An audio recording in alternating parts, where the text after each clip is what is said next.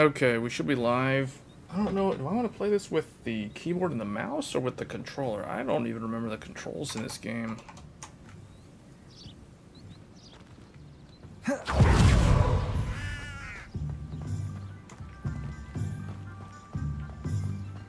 I don't know which way is better to play this.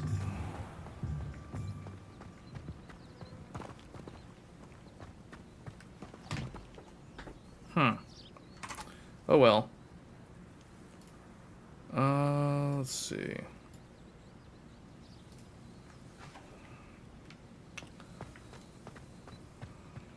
What do I need to do? The tail.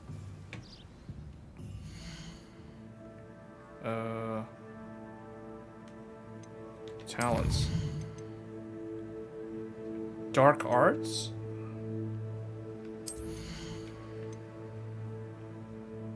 Defeating a cursed enemy restores some of your health. But I don't even know any of these spells. I don't even know if I'm going to learn these spells because I'm going for a ancient magic build.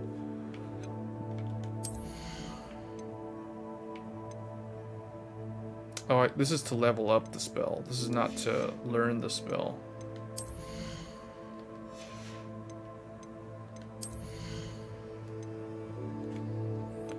I don't know.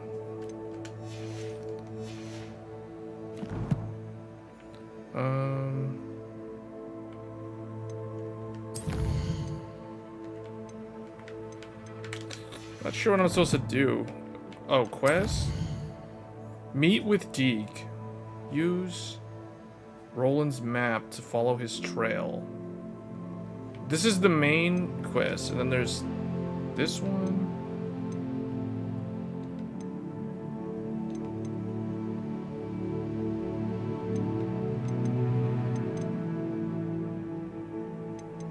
I guess meet with Deke. And I just go look at the map.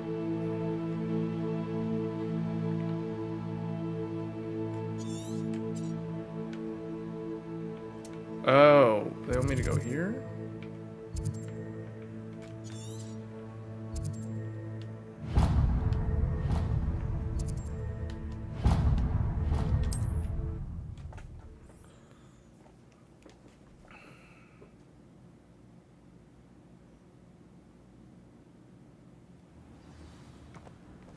Where is this guy? Oh.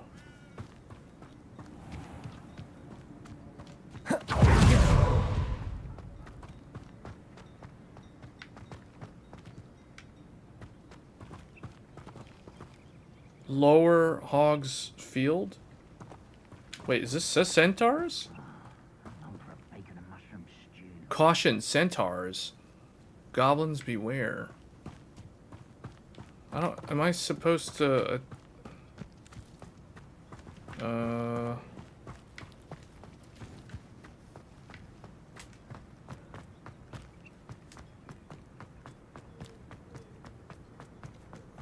This is the only problem with these type of games when you don't...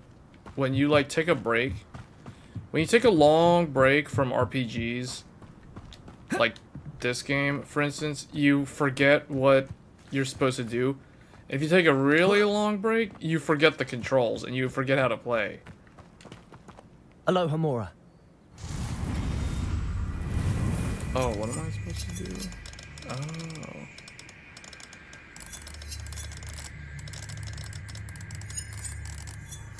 Huh?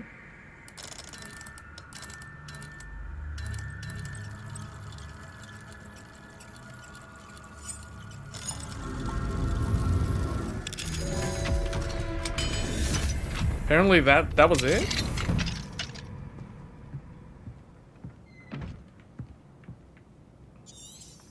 Wait. Protego. Not Protego. What's the spell?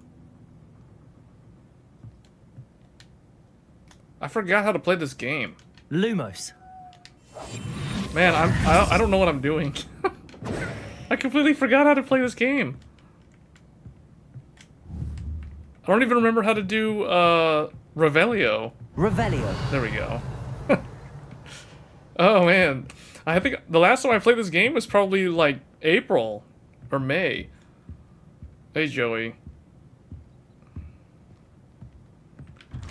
Yeah, I said I would do one gaming-based stream to try to finish up these games. One of them being Hogwarts Legacy. Oh, there it is, way up there.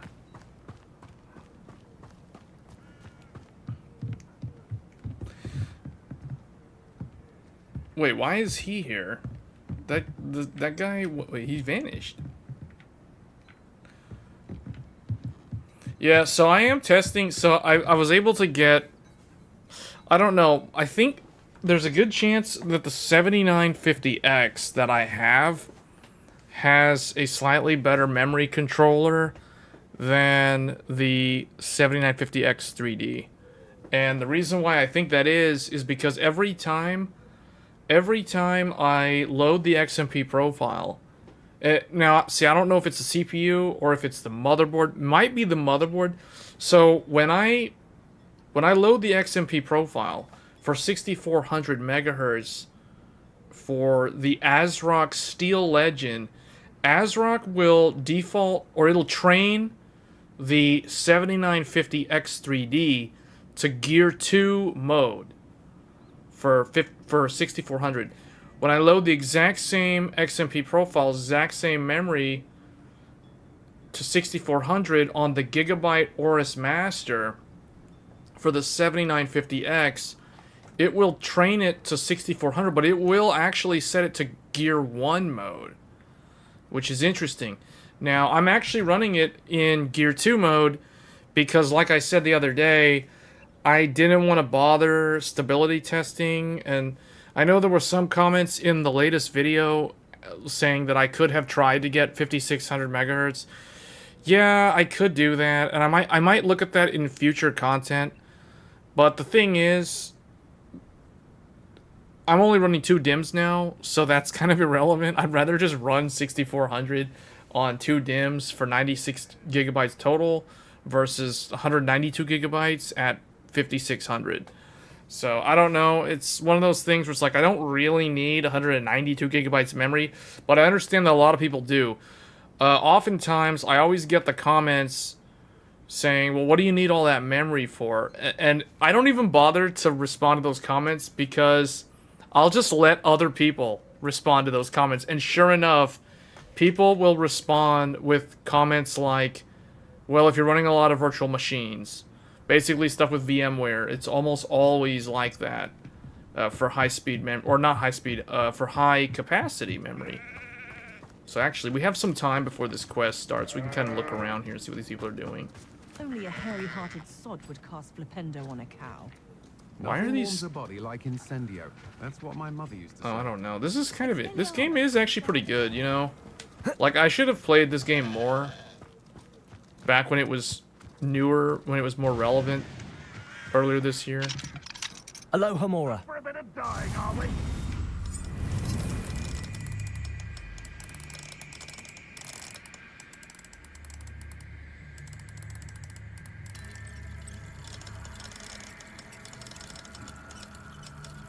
The opening the locks is kind of interesting. It's a cool little puzzle mechanic.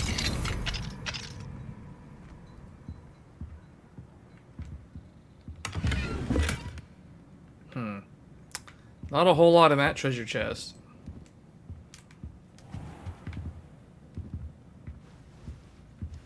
Revelio. Not a whole lot in this building in general. Ooh. Renaissance cap. I wonder if I've got too much gear. I might need to... we're at 17 out of 28. Okay, so we do have a lot of space. Revelio. But yeah, I mean, to me, for what I'm using this computer for, 96 gigabytes is a lot of memory, and being able to run that at 6400 megahertz, to me, that is more ideal for a high-end gaming slash daily workhorse type computer versus like 192 gigabytes of memory at 4800 or 5200. You know what I'm saying? Like, I mean, 192 is really, really nice, but it's, you lose memory bandwidth because your RAM's running slow and it's across 4 DIMMs. A lot of people don't realize why DDR5, high density DDR5 and 2 DIMM per channel, which basically means 4 sticks of RAM, is so hard to run. 4 sticks of RAM with single rank is actually not that hard to run. You can run 64 gigabytes of RAM DDR5 at 6000 without any issues. It's when you go to dual rank, so 32 gig DIMMs, so you multiply that by 4, that's 128 gigabytes of memory. That is when it's challenging. And a lot of people don't realize the reason why DDR5 It's like a place right out of a storybook. is so hard to run at 4 sticks versus DDR4 is because you got to remember 1 stick of DDR5 has kind of like 2 banks, so it's almost like dual channel. Do you guys remember when DDR5 first came out? There were all those videos by tech tubers talking about how running 1 single stick of DDR5 is not as bad as running 1 stick of DDR4 or DDR3, because when you ran 1 stick of DDR4, you were effectively running in single channel, which means you weren't really getting the doubling effect of the dual channel. So you weren't able to benefit from that. So your gaming performance in single rank was noticeably worse than dual rank. And that's the reason why back in the days of DDR4, and this applies to DDR3 as well as older like DDR1 and DDR2 if we go further back. But in the case of DDR4, because a lot of people are familiar with DDR4, if you ran 1 stick of memory, that was considered really bad, or let's say less ideal, or not ideal. So that the recommendation was always to run 2 sticks of memory, minimum. And that's why they would sell them as a kit. Oftentimes, when you go buy memory, it always comes with 2 sticks in a box. You know, you can buy RAM single stick in a box, but it's like impractical, or it's not really common. So that's the reason why dual channel kind of became the de facto standard. Now fast forward to DDR5, and what happened was now they kind of have like a doubling of not the ranks, but they have a doubling of the it's what is it called? The banks? Memory banks? Essentially, a single stick of DDR5 is kind of like 2 sticks of DDR4. Not exactly, but it sort of is. It is similar. So when you run 1 stick of DDR5, it's not as bad as 1 stick of DDR4. So think of 1 stick of DDR5 as almost like a pseudo dual channel configuration. So if you have 2 sticks of DDR5, that's like 4 channels of memory. Sort of. Not really, but it's sort of like 4 channels of DDR4.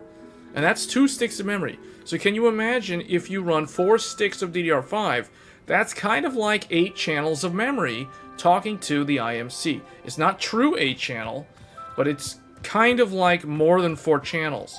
And that's the reason why it's so hard. Because when you go to dual rank makes not only are the banks doubled, but now the capacity or the ranks are doubled. So now you've got the IMC talking to the front side of the memory, that is talking to the back side of the memory stick.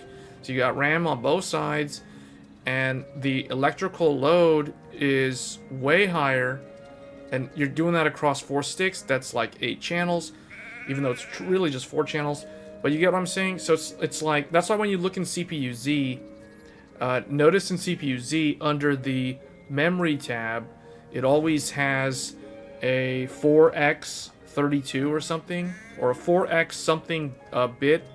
So it's different from DDR4, and that's the reason why 4 sticks of memory, dual rank in particular, is very hard to do, and that's the reason why you can't get very high speeds. And I think a lot of people just don't have realistic expectations. I think the manufacturers didn't set realistic expectations, And what's even worse is the tech tubers don't even set expectations properly either.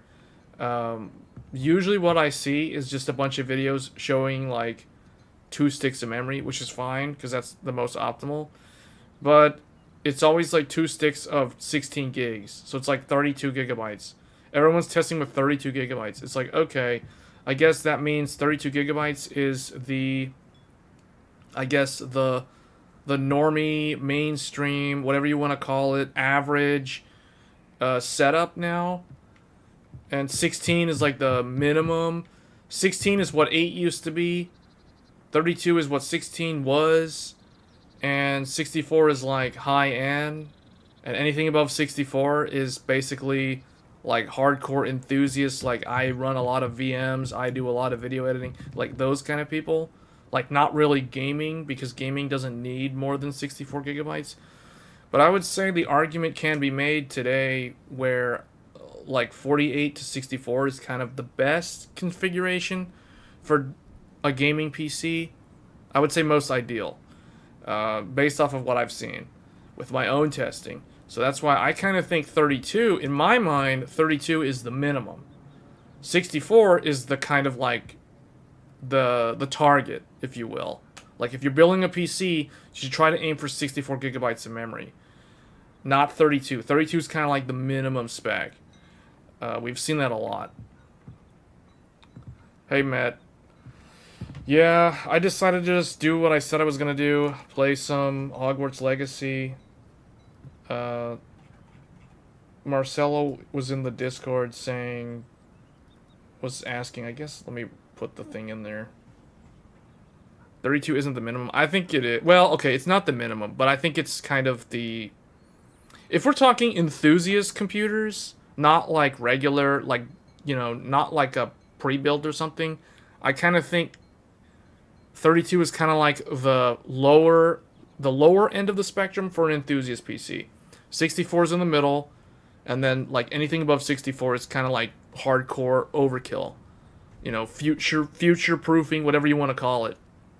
So, yeah, for a gaming PC though, I really think like 32 is good because you can aim for really high DDR5 speeds with 32. But I still think, personally, I still think 64 is way better. 48's good, but the problem with 48 is 48 gigabytes and to a lesser extent, well, I guess to the same extent, 96 gigabytes is going to be very rare until a year from now. Because most of the 48 gigabyte and 96 gigabyte kits, meaning the 24 gigabyte DIMMs and the 48 gigabyte DIMMs, those are all primarily manufactured by Micron. Micron is the volume provider. They're the volume producer of 24 gigabyte and 48 gigabyte DIMMs. It is very rare to find like Hynix or even Samsung, although I think Samsung is producing them in bulk now. But they weren't until recently, until like a month ago. So, yeah, definitely we're going to see more of the 48 kit and the 96 kit.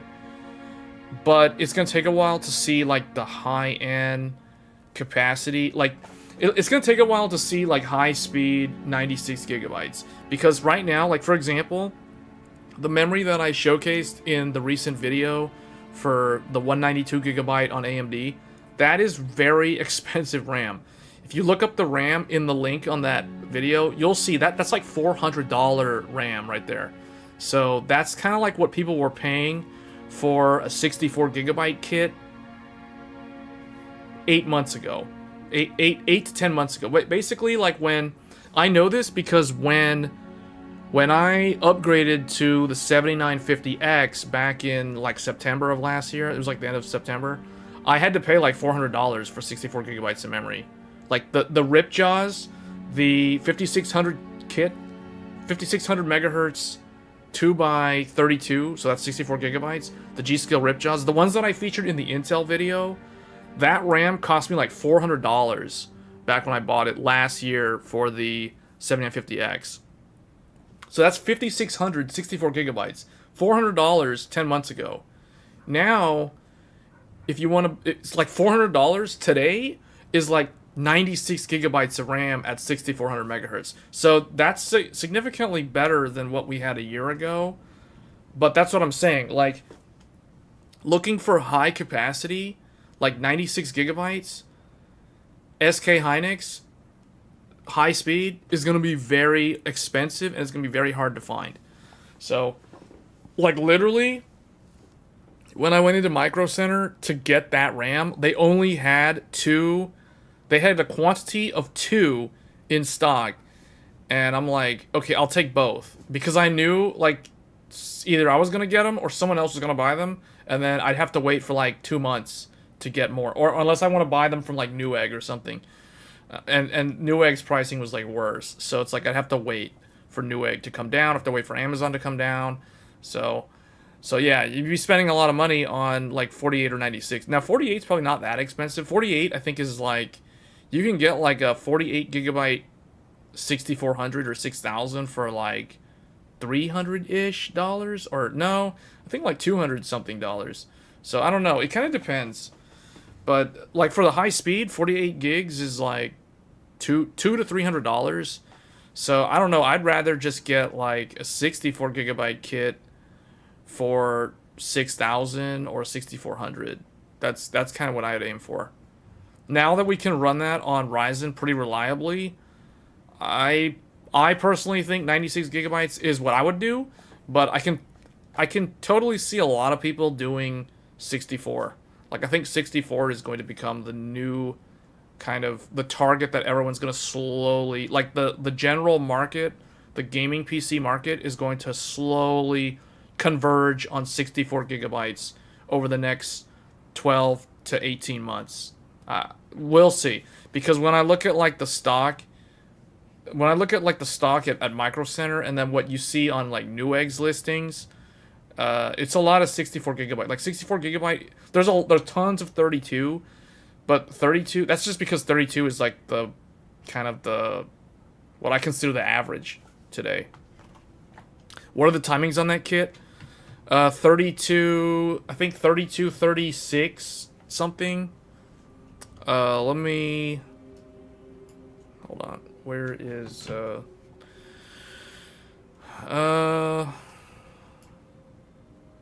Here, let me find it real quick.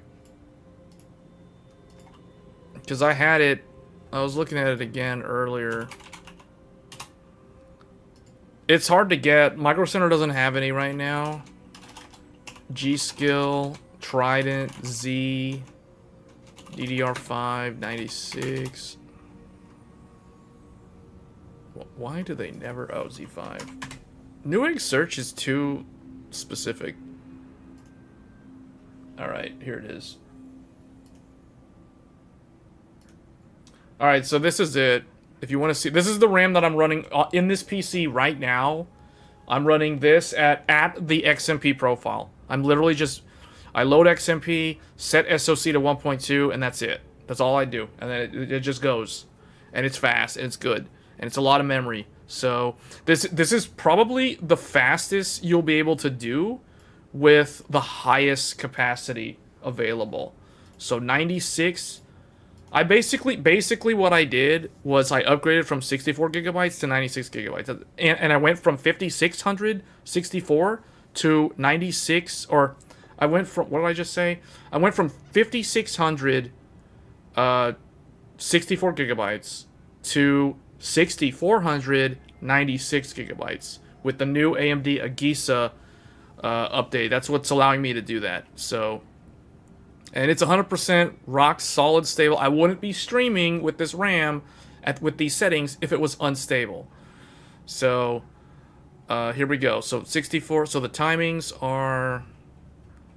right here, 32, 39, 39, 102, 1.35 volts. The other thing that's nice about this RAM, let me zoom in. It might be hard for some people to see it. So, the other thing that's really nice about this RAM is it's 1.35 volts, 6400 on that high density.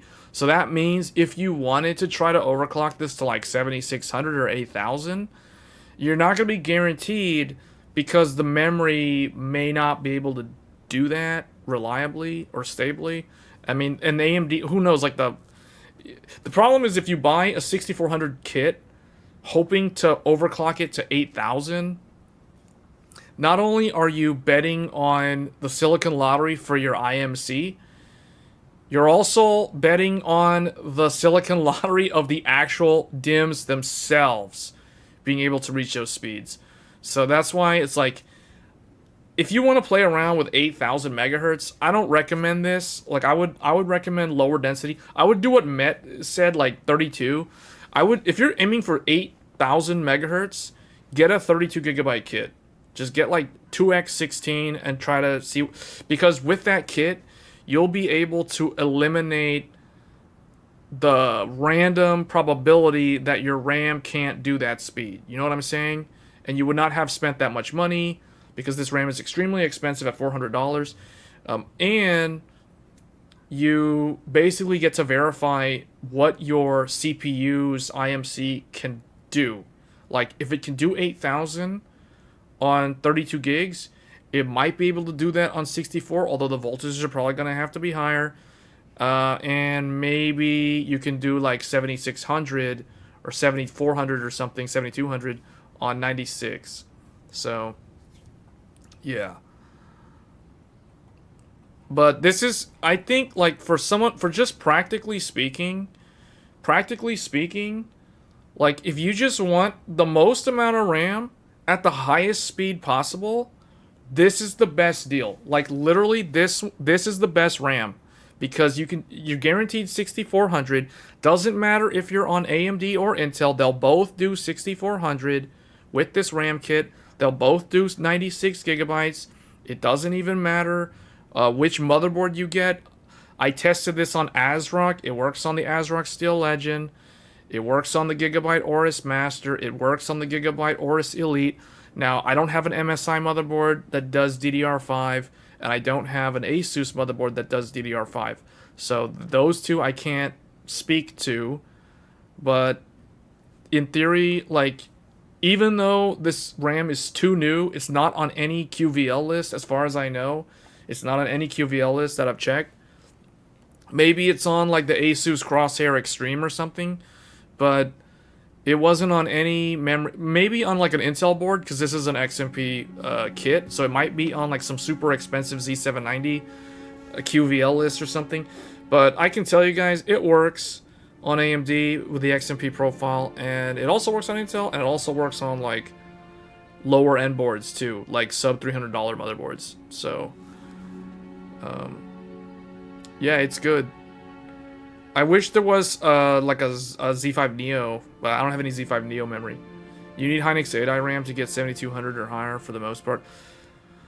On Intel, is Intel very particular about the ICs though? Because from what I understand with AMD, it doesn't really care. I mean, as long as the RAM itself is rated for the speed, it'll do it. Because it just takes a long time to train. But Intel takes a long time to train too. See, well, I don't know about two sticks of memory on Intel, but 4 sticks of memory on Intel takes forever to train. Go watch my video, 128 gigs on Intel, 13900K. Go look at how long it takes to train 4 sticks of memory at 5600. I was surprised because I remember reading a lot of people were complaining with the launch of Zen 4 that DDR5 takes so long to boot on the initial boot. Intel's no different. Like, what? Okay, maybe 2 sticks, Intel's faster, but it's like 4 sticks? Like, what is this? It's exactly the same. And the weird thing about Intel is I didn't even know what was happening, because, like, you go watch the video, it's like C1, 28, C4, C6, C1, 28, C4, C6, C... It's like repeating the same 4 debug codes over and over and over again, and I'm thinking, like, is this thing looping? Is it stuck? Or is it actually training? I was getting confused, because I was too used to, like, sitting there looking at code 15 on AMD. AMD's memory training is so easy if you have a postcode. You literally just sit there and watch the number 15, and then when the number 15 goes away, it's going to be like 46, 97, A1, 99, then the postcode, then you're in the BIOS, or then you're in Windows. So it's like, That one was easy. The Intel one was like, I don't know what's going on. It's boot looping. It made me have to Google so many videos on Alder Lake because apparently Alder Lake with DDR5 was terrible. So, I mean, I found like so many videos of people trying to get 64 gigabytes on a 12th gen, 4 sticks. So, what is that? 16 times 4. A lot of people try to do 16 times 4 on Alder Lake, and they kept saying that if you load XMP and you don't change voltages manually, or you don't downclock the memory divider manually, it will boot loop and you'll never get into the BIOS and you'll have to clear CMOS.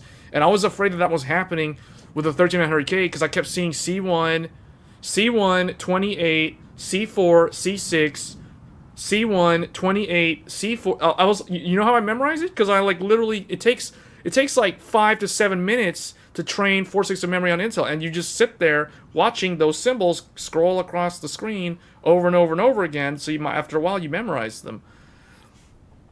So eventually it actually trained to a whopping 4,000 megahertz. So I'm like, okay, it's a little bit better than AMD. Technically, it's a little bit better than AMD because AMD defaulted to 3600, Intel defaulted to 4000. So it's like, okay, we're 400 megahertz. We're like 200 megahertz faster on IMC. After waiting 7 minutes, I got 4000. So then I loaded XMP, manually set. Well, I set 5600. Yeah, I set 5600. And this part wasn't shown in that video because it took a while for me to stability test it. And it's just like BuildZoid said. I experienced the exact same thing that BuildZoid experienced when he was overclocking RAM on Intel. So Intel is kind of annoying in the sense that if you let's say you load 5600 like I did. I loaded my XMP 128 gigs 5600. You know what it did? It trained after 7 minutes to 5600. Then it went to Windows. I got into Windows. I looked at CPU-Z. I looked at hardware info. Everything looked okay. I loaded up Steam. Steam started downloading a bunch of like updates for games because I don't normally use the 13900K for gaming. So it had to update like Hogwarts Legacy, Forspoken, etc. Basically all those games, Wolong, all those games took a long time to upload or update. The problem was it was corrupting the update files because the memory was unstable. So the computer went to sleep because I walked away, it went to sleep. I came back, I wake it up, I go back in, and then I load up YouTube, and I load up a game. I think I loaded up Honkai Star Rail or no, it was Honkai Star Rail. I load up Honkai Star Rail to log in and do my dailies, and I had a YouTube video playing talking about like Alder Lake and 64 gigabytes and all this stuff about trying to overclock the RAM on like 4 sticks of RAM. And all of a sudden the video, like after like 3 minutes into the video, the browser tab like crashes, and I see like the Google Chrome error message, "Aw, snap, something went wrong. You know, like click here to refresh or whatever, or like send a diagnostic log." So I'm like, the browser crashed. That's not a good sign. That usually means that the RAM is not stable. And then, so then I went into the BIOS and I lowered it to, what did I do? I lowered it to like 52. Yeah, I loaded it to 5200. And then for whatever reason, it blue screened while trying to load into Windows. So I'm like, okay, maybe this RAM doesn't like that multiplier, but I've ran this RAM at that speed before. So then I tried to up the VCCSA. VCCSA is basically VSOC on AMD. On Intel, it's called VCCSA. It stands for the VCC System Agent Voltage. The System Agent on Intel, you can think of it kind of like the I/O die on the Ryzen chip that has the IMC, the connections to PCIe, and all that kind of stuff. So that's what Intel calls it. So I upped VCCSA to 1.25 or 1.2, and then it I got into Windows, and then within 5 minutes it blue screened with memory management. And the first blue screen was an IRQ error. The second blue screen was a memory management error. At that point, I knew, okay, I need to really lower the memory divider because I am going to screw up my Windows. And then, so I tried to boot back into Windows, and I couldn't get back into Windows. Basically, it kept trying to boot loop into a repair mode, like trying to repair. But Windows tried to load the repair partition, and then it blue screened while trying to load the repair partition. So it somehow like corrupted. It told me, like it gave me an error message saying that Windows cannot load because the kernel is corrupted. Please, please install the recovery media or something like that. Like go get your Windows 10 DVD or go get like a USB thumb drive that has Windows on it. And I was like, oh no, oh, this is like a facepalm moment because it's like I'm like I know better than this to like let my Windows install get corrupted due to a unstable memory overclock. And technically it isn't even an overclock because the RAM is rated for 5600. But anyway, the point is Intel doesn't necessarily tell you that you're unstable. It doesn't like scream at you that, hey, I'm unstable, you need to do something. It will send you subtle hints that there is something severely wrong. And I ended up having to reinstall a lot of those games that were updating because they ended up getting, when I tried to load up the game, it would tell me like fail to read from file. So I basically have to reinstall the game because like verifying game files won't fix that. You have to basically like reinstall the game. So long story short, guys, if you're gonna overclock your memory, stress test it with something like memtest 86 outside of Windows, or if you're gonna stress test within Windows, don't have anything running. Like don't open up Steam or like Discord or anything. Open up like Forspoken or run like Prime 95 mix blend test to see if your memory's stable. Like you have to make sure the memory's stable. Overclocking memory is way more, it carries with it way more risk than overclocking a CPU or overclocking a GPU.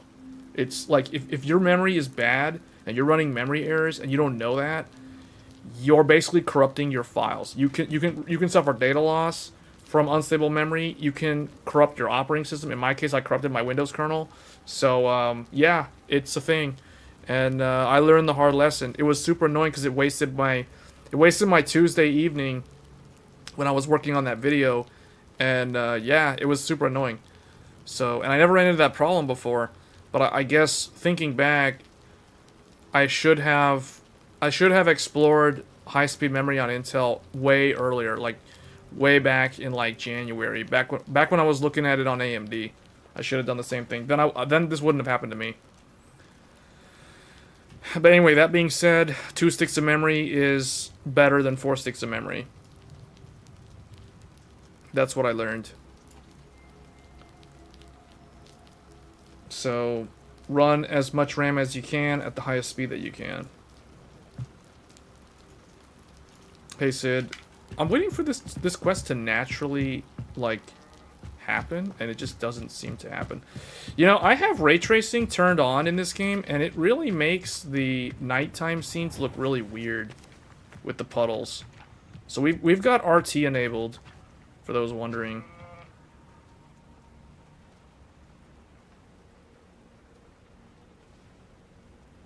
Hi, Huniha. And Marcelo. Hey, Marcelo, I mean, you asked me if I was going to stream. I said I guess I did. I just like, okay, I'll do it.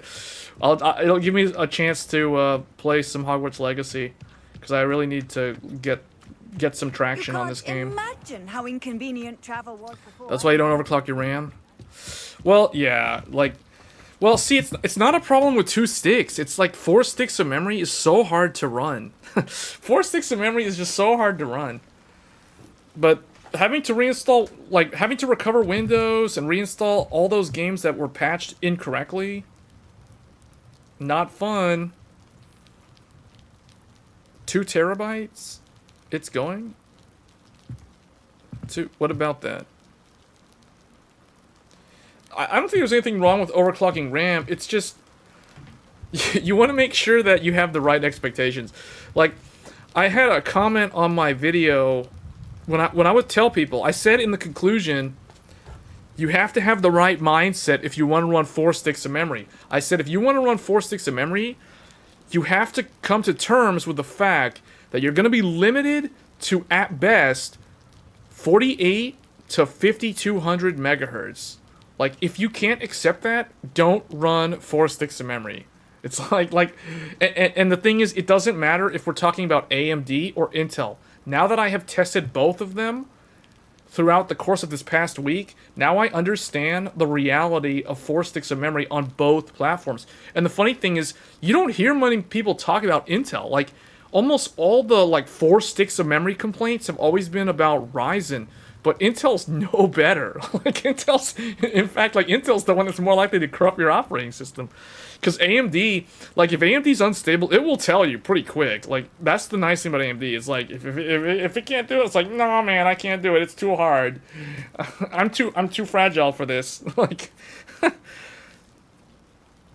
You said XMP and that's it. Well, the thing is, you can't. The thing is, you can't just set XMP. If you're running 4 sticks of memory, you cannot just set XMP and think that it's gonna work. See, that again, that's not the right expectation. If you're doing 4 sticks of memory, and you run a kit that's 6400 megahertz, you can't do 6400 megahertz with 4 sticks of memory. Okay, let me rephrase that. When I'm saying 4 sticks of memory, I guess I should state that I'm talking about dual rank. So I'm talking about 128 gigabytes of memory or 192 gigabytes of memory. I'm not talking about 64 because you can do 6,000 on 4 sticks of memory single rank for a total of 64 gigabytes. That you can do. I'm talking about 128 and 192. So big sticks of RAM. I'm talking about the big sticks. 32 times 4 or 48 times 4. That's what I'm talking about. You can't take a 64 gigabyte, 192 gigabyte kit, set that thing in XMP, and think that it's gonna work. That's not gonna work. I'm just letting you know. I mean, I tested it. It's not gonna work. So, AI is the future for games. Powerful AI chip is continued. NVIDIA. What are we talking? Why are we talking about? NVIDIA has nothing to do with what we're talking about. We're talking about memory overclocking, people. Is that the new BIOS? 4 sticks should. Okay. For 4 sticks, with the latest BIOS, the maximum is between 4800 and 5200. That's the maximum with 4 sticks. In the past, the maximum was more like 4400 to 4800 in the past with the previous BIOS. So yeah, the new BIOS helped. The new BIOS helped in the sense that you can go to you can easily do 4800 now. That's kind of like the lower end, but 5200 is still like the upper end. So and things with 5200, you need to run higher VSOC, you have to run higher VDDQ, VDD2 is higher, all your voltages on your CPU side have to be higher to support 5200. So that's why it's kind of I don't know. I personally still think 2 sticks of 48 for a total of 96 is the best way to go. I thought you said 64 4 sticks. That is possible. Yes. Yes, you can. That's single rank, but I'm always talking about double rank, dual rank. Remember, I'm always talking about the most challenging scenario because that's the one where I want people to understand that 4 sticks 64 is not the same as 4 sticks 128.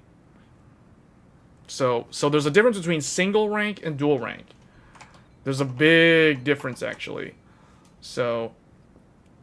And the other thing is, so you've got, let's say we have, let's say we've got 4 sticks of memory. So I've got 1 here, 2, 3, 4. Okay, these are your DIMM slots on the motherboard. Okay. And they're labeled like this. You have A1, A2, B1, B2, okay? So these are the memory, those are the channels and the first and second. So first things first, I got somebody on Reddit. So my video got shared to the AMD subreddit, and people on there for some reason think that some people, not everybody, but some people on there don't understand like memory channels. So I'm going to teach everybody how memory channels are read. So the CPU is over here, just for reference. This is CPU. Doesn't matter which one. We'll just say this is a AM5, whatever, CPU. Okay, it could also be Intel, doesn't matter. It's in the same spot.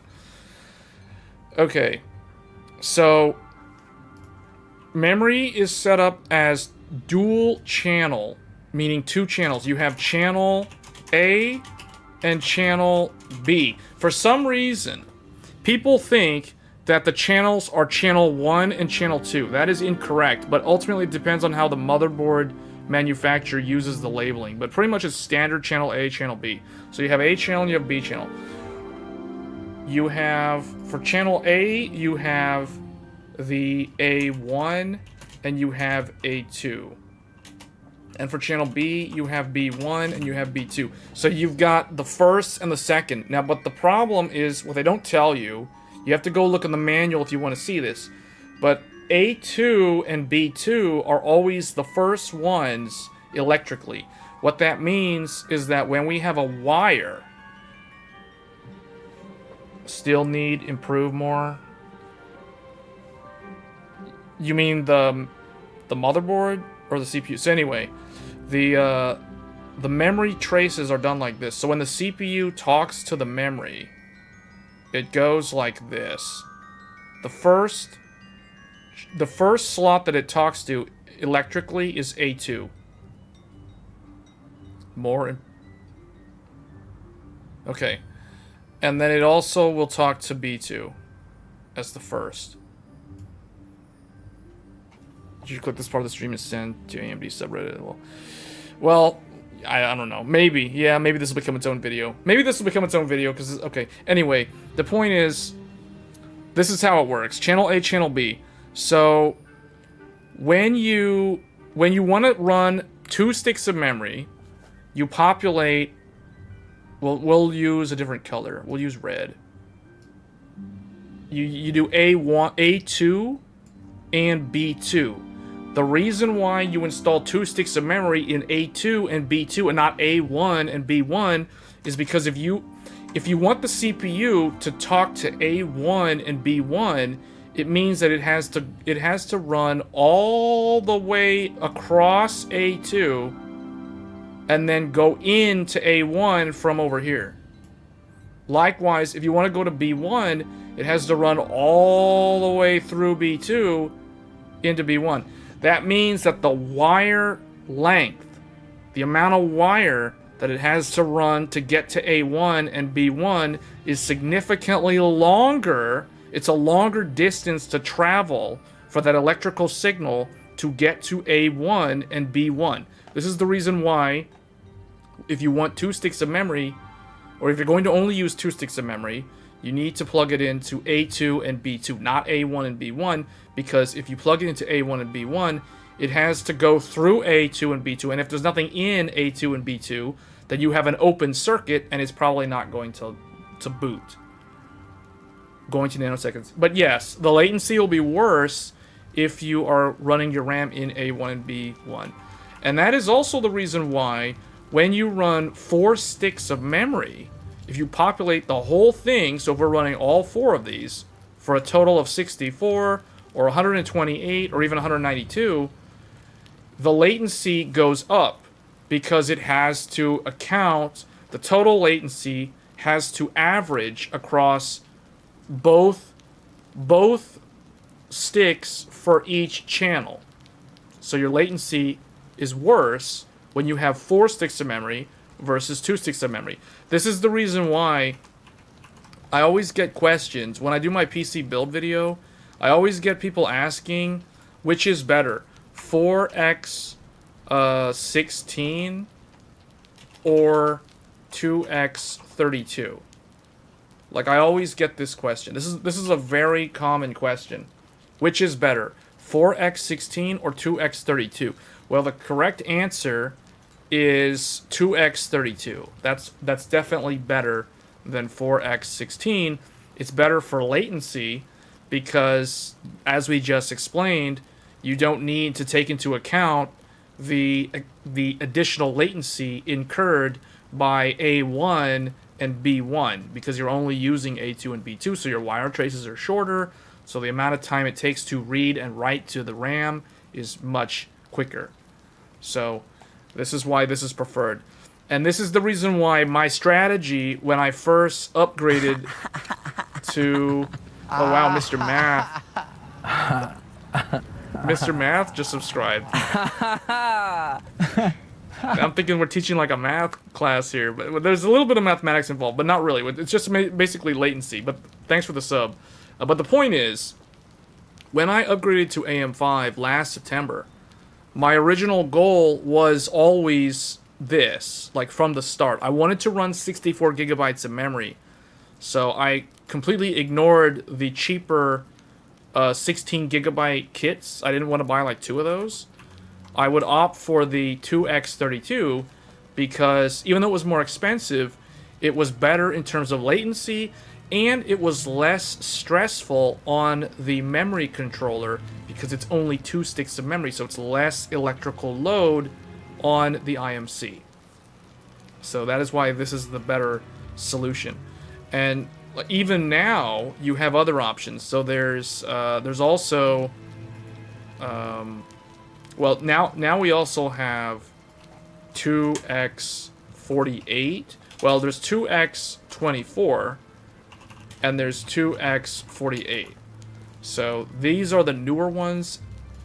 These came out earlier this year, and I want to tell people, if you're looking for this kind of memory,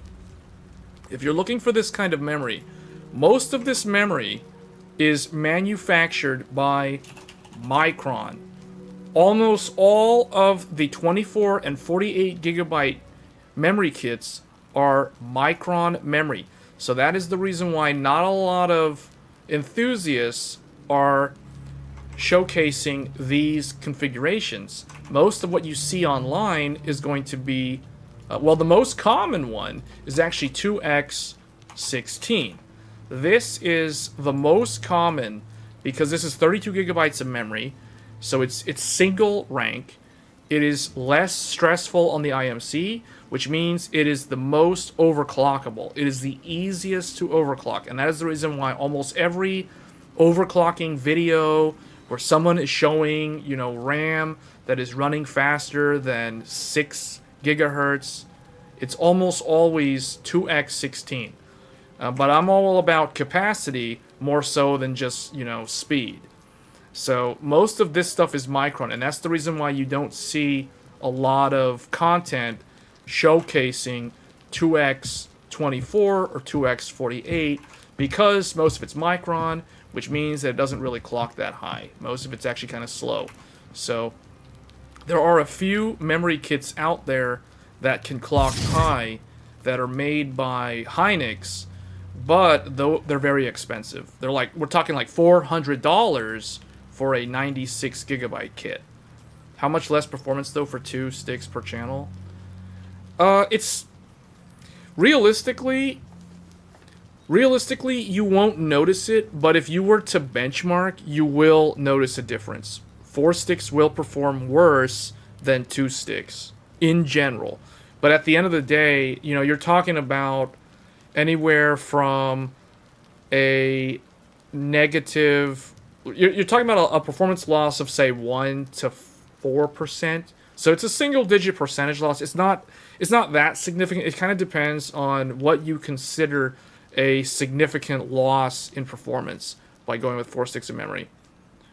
So you are getting more latency, which is what's going to make it That's really what's going to bring the performance impact, and then or regression. But you are getting more available memory, right? You're getting more capacity, and that's kind of the name of the game. It's like, do you want capacity or do you want speed? If you want speed, it's a trade-off. You have to weigh the pros and cons of, do I want speed or do I want capacity? That's ultimately what it boils down to. You'll just game, so PC work-wise. So, I mean, if gaming is the primary use case, then 2 sticks of memory is the most ideal. More so than 4 sticks of memory. No PC work? So you're doing... I mean, work doesn't matter, right? Like, if you're talking, like, work, like... Well, it depends on what you mean by work with the PC. Like, are you actually going to be using a lot of memory? That's the thing. Because there are production applications that can take advantage of a lot of memory. Usually video editing software can use a lot of memory. The other thing is, are you guys familiar with the Adobe... the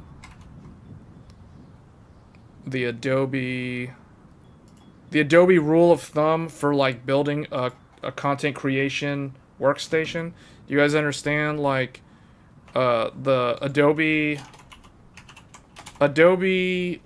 standard, or what? I don't know what it's called. I forgot what it's called. The Adobe standard states that if the CPU, the number of CPU cores determines your RAM and your VRAM. So, for example, CPU, let's say, equals 16 cores. Let's say we're talking about a 7950X3D as an example. So if you're building an Adobe Suite content creation workstation, so you're going to be doing Adobe Premiere, After Effects, etc. Under the Adobe guidelines, I guess that's what I'll use. I'll use the word guidelines. So the Adobe guidelines state that if you have a CPU with 16 cores, that means your system RAM should be 4x the CPU cores. 4 times the CPU cores equals the amount of RAM that you should be running. Let him cook? Huh? By the way, I think you should remove the Discord link from the YouTube channel. I don't know if... Oh, well, I think it actually expires. I think it expires after a certain point. Let him cook. Anyway, 4x the CPU cores is the amount of RAM that you should be running based off the number of cores in the CPU. This is per Adobe guideline. And then VRAM is equal to the number... equal to the CPU cores. These are the guidelines that I have always followed for building a PC. This is an example. Let's remove this. N number of cores. N number... Well, let's just say, like, N number of cores. 4x CPU cores. We'll just define this as CPU cores. How about that? CPU cores. Then you have 4 times CPU cores. And VRAM should be equal to CPU cores. This is the Adobe guideline for building a production workstation. This is like a standardized thing. This is not new. I did not make this up. So this is the reason why if I have a 16 core, you just plug in the math. Plug in the math. Let's do the math. Let's do some examples. 7950X3D, 16 cores. That means 4 times 16 equals 64 gigabyte RAM. And you should have a GPU with 16 gigabytes of VRAM under the Adobe guidelines. So if you have a let's do 7800X3D. 7800X3D is 8 cores, so that would be 4 times 8. That's going to be 32 gigabytes of RAM, and that means you need to have 8 gigabytes of VRAM. You know, I wonder if there's some correlation with the way game developers determine the minimum and recommended spec when they put out those lists for upcoming games. I think there is some correlation there. Have you noticed that? Maybe. I don't know. Maybe. But usually we see like 6-core systems and they're always like, you know, 12, 16 gigs of RAM for the minimum, that kind of stuff. So the reason why it's not really 12 is because you can't really do 12 gigabytes of memory. Hey, Hades. This explanation with the epic background music is top notch. Oh, I didn't even realize the Hogwarts Legacy background music is probably playing like... Oh yeah, it is. I might need to lower that. Is it too loud? Let me lower it down a little bit.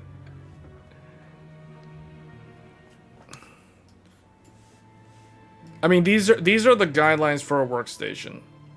See, and in my case, I followed those guidelines when I built my AM5 system last year. I went with the 7950X. That's a 16-core CPU. I went with 64 gigabytes of RAM, and I went with a 2x32 because I knew that would be better than 4x16. And I paired that up with a 6900 XT at the time, and that has a 16 gigabyte VRAM buffer. So everything I did was basically what Adobe specifies for building a workstation. So, I mean, that's how it is. So nothing really new, but it's just kind of like I'm so surprised how like you don't really see anybody talk about this stuff in like the mainstream tech world, like the tech tuber community. Like you'll never hear any of this stuff talked about. You know what I'm saying? Like you have to basically either work in this industry and really understand it to really understand like why do certain GPUs have 16 gigabytes of VRAM? Why do others only have 8? How does that correlate with the number of cores? And on top of that, if you have a given CPU, how much RAM do you need to have? Now, you can always go more. Just because you have an 8-core... If someone has an 8-core CPU, that doesn't mean that they can't do 64 gigabytes of RAM. So this is all from the lens of the Adobe guidelines. Right? So you can oversize things, one thing over the other. I mean, it's not like it's going to be unbalanced. It's just going to not be what the guidelines say. 24 gigabytes of VRAM and 8-core CPU. See, this kind of goes into bottlenecks, though. You're more likely to bottleneck something when you don't have the right size. And part of it has to do with a lot of the way software applications just inherently are designed to allocate resources based off of multi-threading, based off of just the overall design of that software application. Is there a way to know how strong an IMC of a CPU is, or it's just pure luck? It's pure luck. You cannot know ahead of time. There's no way to know ahead of time. It's that is the reason why the term silicon lottery exists. It is literally the lottery of silicon. Asus has a BIOS thing to tell. Yes, but the thing is, what he's asking, if I understand the question correctly, Hades is basically saying, if you were to go into a store, or if you were to buy a specific piece of hardware, how would you know? You know what I'm saying? How do you know? Like, you can't... It's not like you can... It's not like you have that software if you're going, you know, like... Unless you already bought it. You have to have already bought the thing to be able to read that number from Asus. It's like... That's what I'm saying. Like, there's no way to know because, you know, like... How am I going to know what the quality of the IMC in this thing is, for instance? Without, like if I go to the store to buy a 7950X3D, how do I know that the one that I'm going to actually get is good? There is no way. It's literally the lottery. There's no way of knowing that this exact chip is going to be a golden chip or a dud or an average one or whatever.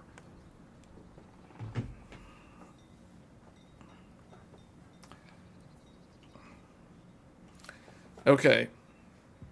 So I guess I'll write some guidelines like 2-stick, 2x16, or 2x32, 2x32 gigabyte. These can go to the... Okay, well, let's just do it like this.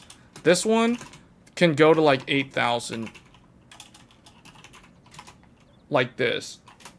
2x32 is typically going to go to like 7,600 megahertz.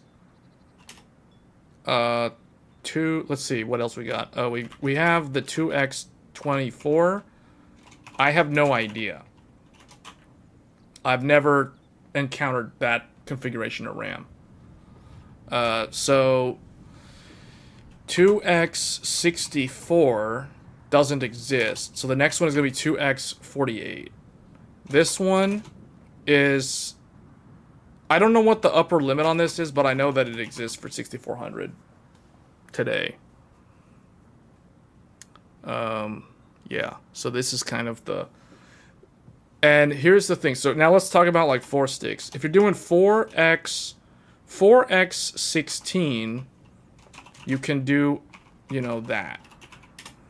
If you're doing 4x24, I have no idea. If you're doing 4x32, this is 128.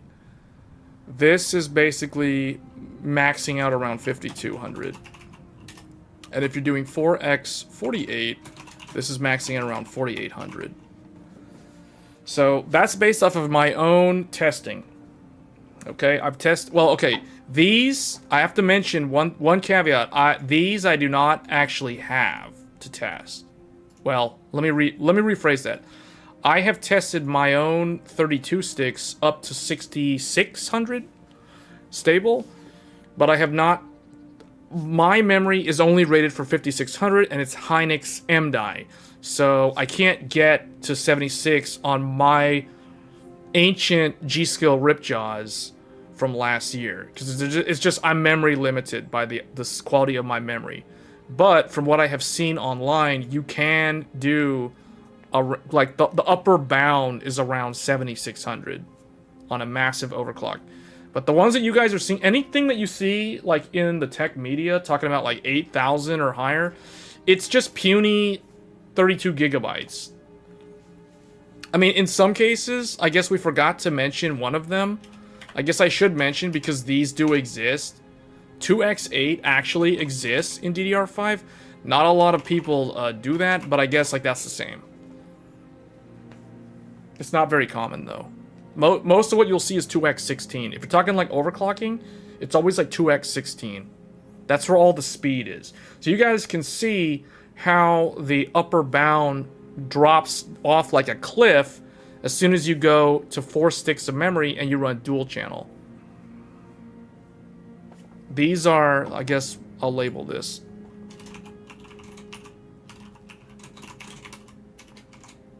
These are upper limit. This entire table. This is like the table. Right there.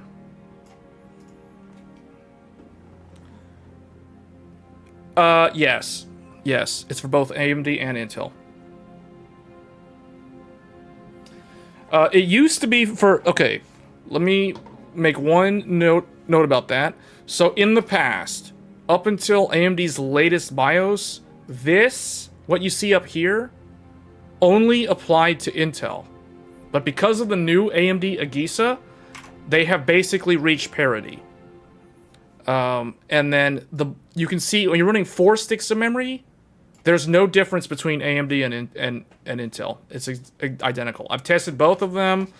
I have tested, for those that don't know, I tested 13900K. I can clearly, confidently state that this table is based off of my testing and researching online what others have done. So I've averaged this data, and that's how I can confidently state those numbers. So I've tested the 7950X3D, the 13900K, the regular 7950X, like the non-X3D, and I'm getting the same result with like all 3 CPUs when it comes to 4 DIMMs. Okay, so you have Asus Z5. Okay, that is a DDR4 motherboard, so we're not really talking about DDR4. But DDR4, you want to run, you're running 32 gigabytes, 3200. Is there a way to improve the performance? I mean, you can run 3600. Depending on that memory kit, you might even be able to just overclock that memory kit that you have. I don't know what the memory kit that you're using is. I don't know if it's Hynix or Samsung or whatever. RAM overclocking isn't going to give you much better performance on 10th or 11th gen Intel. Yeah, I was going to say, yeah, Matt's right. Like, I was going to say, for DDR4, Intel doesn't scale that much. So, Micron, then that's all you can do. I mean, I'm sorry, that's all you can do. 3200, that's it. Micron can't go. Micron, maybe 3466 or some weird number, but I wouldn't even bother. No. Micron, the problem with Micron's not bad. See, a lot of people think Micron's bad just because Micron doesn't make a lot of high-speed memory. Micron is reliable. Let's put it that way. If you guys, if anyone watching the stream works in like data centers or in the server world or in high compute systems or like cloud infrastructure, like in those industries, Micron is like the volume provider. Now Samsung is like the second major supplier. Actually, Samsung, it kind of depends. They kind of go back and forth. But Micron is very reliable. Most ECC memory is Micron. And the other thing is, you guys have to remember, it's not like Micron can't do like high-end custom stuff. There's a company called NVIDIA. Just FYI. There's a company called NVIDIA, and there's a graphics card called RTX 4090. And FYI, the memory in the RTX 4090 is, you guessed it, Micron. It's always Micron. It will never be Samsung. It will never be Hynix. It is always Micron. Every 4090, every 4080, basically every NVIDIA GPU that uses GDDR6X or GDDR, was there a 5X? GDDR5X, if we're talking GTX 1080, GTX 1080 Ti, those were all 5X, and then you had 6X on like Ampere and Ada. All that memory, guess who makes that memory? Micron makes that memory. So it's not like Micron can't make like high performance custom memory that runs really fast, right? And is energy efficient. So just wanted to point that out there because Micron always seems to be kind of the meme that everybody memes on Micron when it comes to memory. Just remember, 4090 uses Micron memory. Just FYI.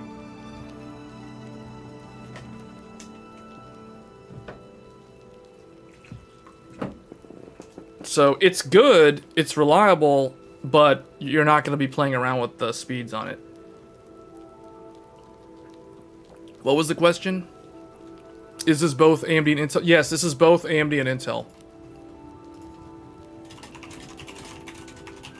Yes, it's for both. This table applies to both of them. There's no difference. You're thinking of a new PC? Oh, right above that.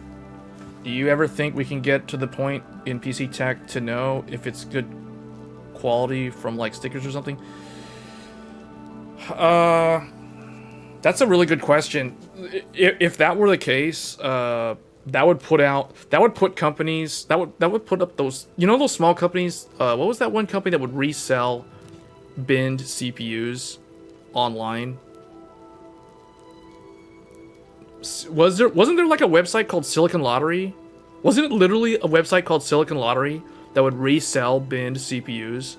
They would basically buy CPUs in bulk and they would test them and then resell the ones that were the golden chips. Yeah. If they were to do that, Silicon Lottery would go out of business. Just saying, like, that would hurt those small startup companies that do stuff like that. Is this music too loud? Is the background music too loud? It's Hogwarts Legacy. I keep trying to, like, turn it down.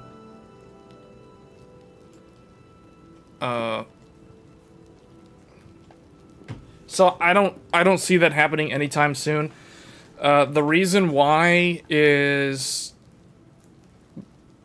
the reason why I don't see that happening is...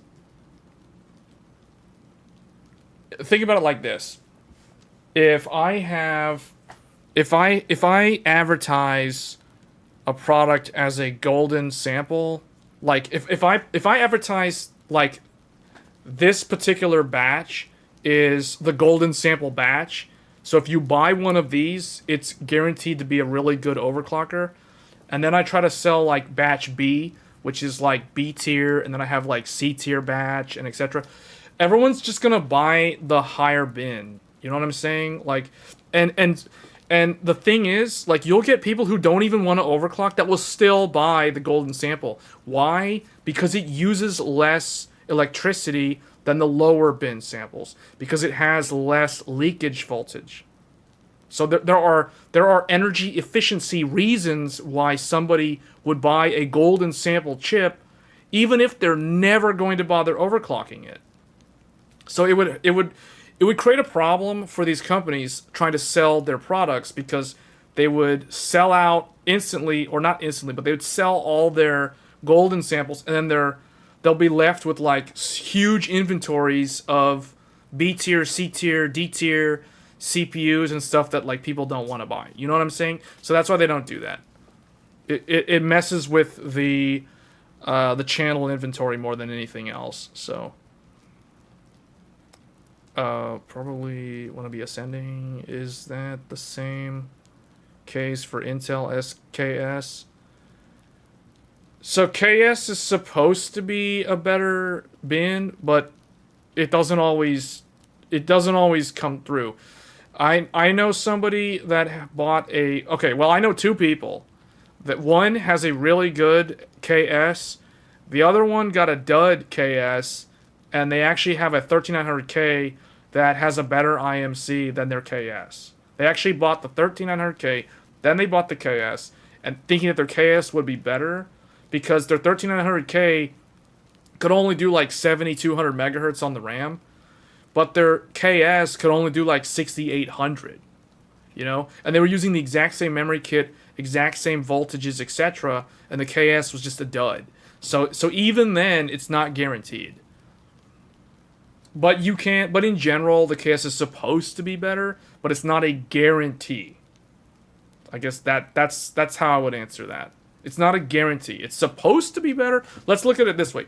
It's kind of like a pay to win, but it's like a gotcha pay to win. It's not like a guaranteed pay to win. You know what I'm saying? Like if you're trying to overclock, the KS improves your chances, but it's not like a 100% guarantee that it will improve your chances. I guess that's all I got to say on that. So June wants to know about Gear 1 and Gear 2. About the ratios. I think we talked about that earlier, didn't we? So the memory ratios...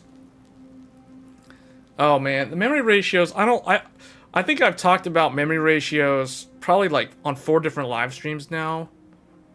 And I really don't like talking about memory ratios because AMD can do Gear 1, everyone thinks that it should be able to do like the absolute fastest speed imaginable on an IMC, which is really not how it was designed. Do I have a video about that? I mean, maybe I should make a video about that. I can talk about it. I might actually talk about it on this video, and then I might cut this video into clips and make separate videos about it. But essentially, 1-to-1 and 1-to-2, or 2-to-1. Is it 2-to-1? 1-to-1, 1-to-2. So when we're talking about that, we're talking about something called the U clock. Yeah, the U clock ratio to the mem clock. And that applies to both AMD and Intel, but it applies to them both in different ways. Well, I mean, okay, at the end of the day, it's the same exact thing, but different terminology. But the reason why they use different terminology is because the architectures are slightly different. So, U clock equals half M clock. So I guess, wait a minute. So this one technically should be 2-1, not 2, right? Yeah. Right? Or is it? Or did I have that right the first way? Do I not know how to do math? If you multiply this equation by 2, you get 1 on M and you get 2 on U. So yeah, that's right. Okay. Don't know what it is, and I hear talking about it. You don't have to go. No, we can go into it. It's not a big deal. A lot of people always talk about Gear 1 versus Gear 2, or U clock equals mem clock, or half the mem clock equals U clock. At the end of the day, we have done some benchmarking in the past, and the difference between them is not that great. So a lot of people always say, oh, you lose latency, or you get worse latency if you're running in Gear 2. So for those that don't know, Gear 1 is the top one, Gear 2 is the lower one. The easiest way I can explain this, think of a transmission in a car or on a bicycle. The gears on the bicycle, on a mountain bike, or the gears in a transmission, manual transmission, automatic transmission, doesn't really matter. The gears. When you shift into Gear 1, think of Gear 1 as literally Gear 1 in a car. If you rev the engine in Gear 1 all the way up and you don't shift up to Gear 2 and then 3 and then 4 all the way to like whatever your transmission is, you know what I'm saying? If you stay in Gear 1, you know what you end up doing? You burn up your transmission. You damage your car's transmission, and then you're in big trouble with a massive repair bill. So Gear 1 is basically a thing that exists on AMD. AMD supports Gear 1 and Gear 2. Intel only supports Gear 2. Intel doesn't even let you do Gear 1. It's not because they are taking features away from the users. It's because they never designed their memory controller to be able to handle the extreme stress and pressure and speed that Gear 1 requires. Like I said, think of a car transmission. Think of how much torque force is applied to the car when you're in Gear 1. Gear 1 gives you that off-the-track pull or push. Well, if it's rear-wheel drive, it's a push. If it's a front-wheel drive, it's a pull. You know what I'm saying? So AMD can do Gear 1. Intel can do Gear 2. Intel starts at Gear 2. Intel actually has something called Gear 4, which is really, really slow, and we're not going to talk about that, because if you're running Gear 4, you really are probably doing some kind of extreme memory clocking, like way above 8,000, and otherwise, nobody should be running Gear 4. It's really slow. Gear 4 is literally like less than a gigahertz in terms of speed. It's like we're talking megahertz. Gear 4 is megahertz. So, but yes, Intel support technically and Gear 4, but no one really uses Gear 4, so we're not even going to talk about it. More like an overdrive. Gear 4, I guess, but not really, because you can't really run in overdrive. Like, it doesn't actually shift. So just to be clear, like, if you run in Gear 1, this is not like an automatic transmission. You cannot start in Gear 1 and then upshift to Gear 2. That's not how that works. If you do Gear 1, you're always Gear 1, and if you're in Gear 2, you're always Gear 2. There's no upshifting, there's no downshifting. So you have to specify. Only in the sense it relieves the revs. Yeah. Gear 2 relieves the revs. Okay, so AMD supports both gears, but you have to specify only one of them. You cannot say, oh, I want to be in Gear 1, and then we're going to upshift. No, it doesn't upshift. That's not how it works. It's not a transmission. It's literally just a gear. A single gear that you choose. Okay? So that's one thing. So Gear 1 is basically a 1-to-1 ratio. That means that my U clock and my mem clock are exactly the same. Is this music too loud? I think I need to turn it down. I'll turn it down. Okay. So for example, actually, how should I illustrate this? Well, okay.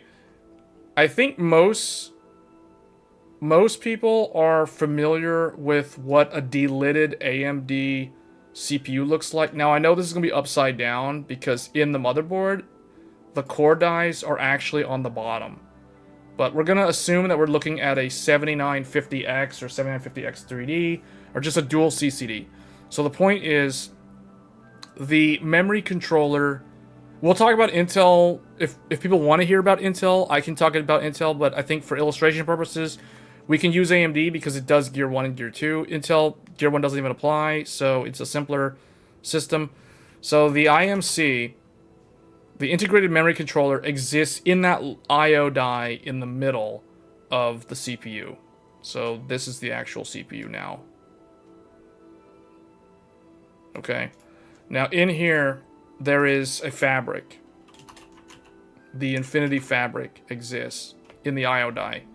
Now, the fabric, if you're very old school and you remember PCs from like the 2000s, or maybe even older than that, but I'm thinking like, if you guys remember like AMD 64, Athlon, even the Phenom, and then eventually Bulldozer, you guys are familiar with that? AMD used to have something called a North Bridge. The North Bridge, think of the fabric or the I/O die on an AMD CPU, a modern Ryzen CPU, as a merger of the North Bridge. Well, okay, no, because the South Bridge is kind of like the chipset, so we'll forget about South Bridge.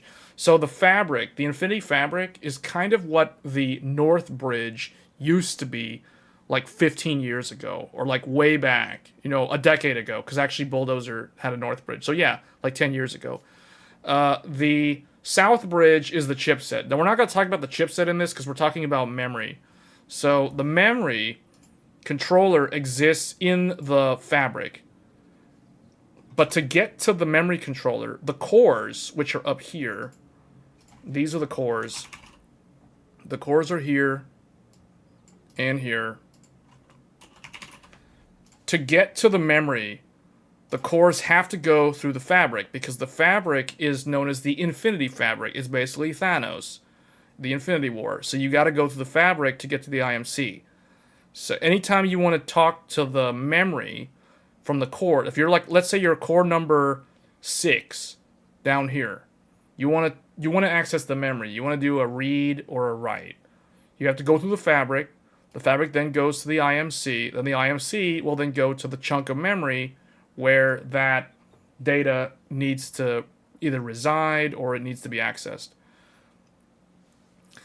So when you're running in Gear 1 mode, the IMC, this thing, also known as the Unified Memory Controller, I guess we should use UMC.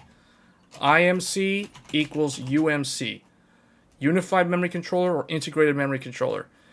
If you're familiar with an AMD BIOS from any motherboard manufacturer, doesn't matter which one, there is a AMD common BIOS settings. So basically AMD CBS, that's common BIOS settings.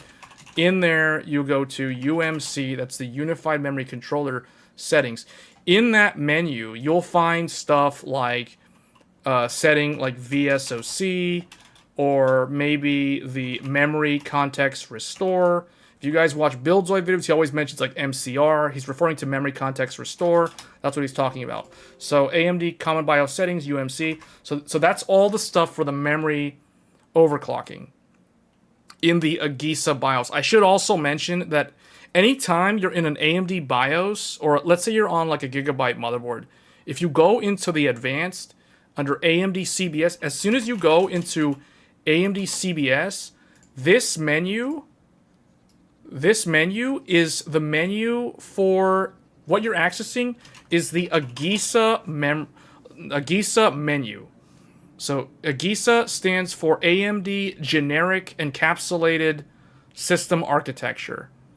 That's a mouthful. I think I got all those letters correct. But anyway, that's besides the point. Anytime you go into the AMD CBS menu, that is the Agisa menu.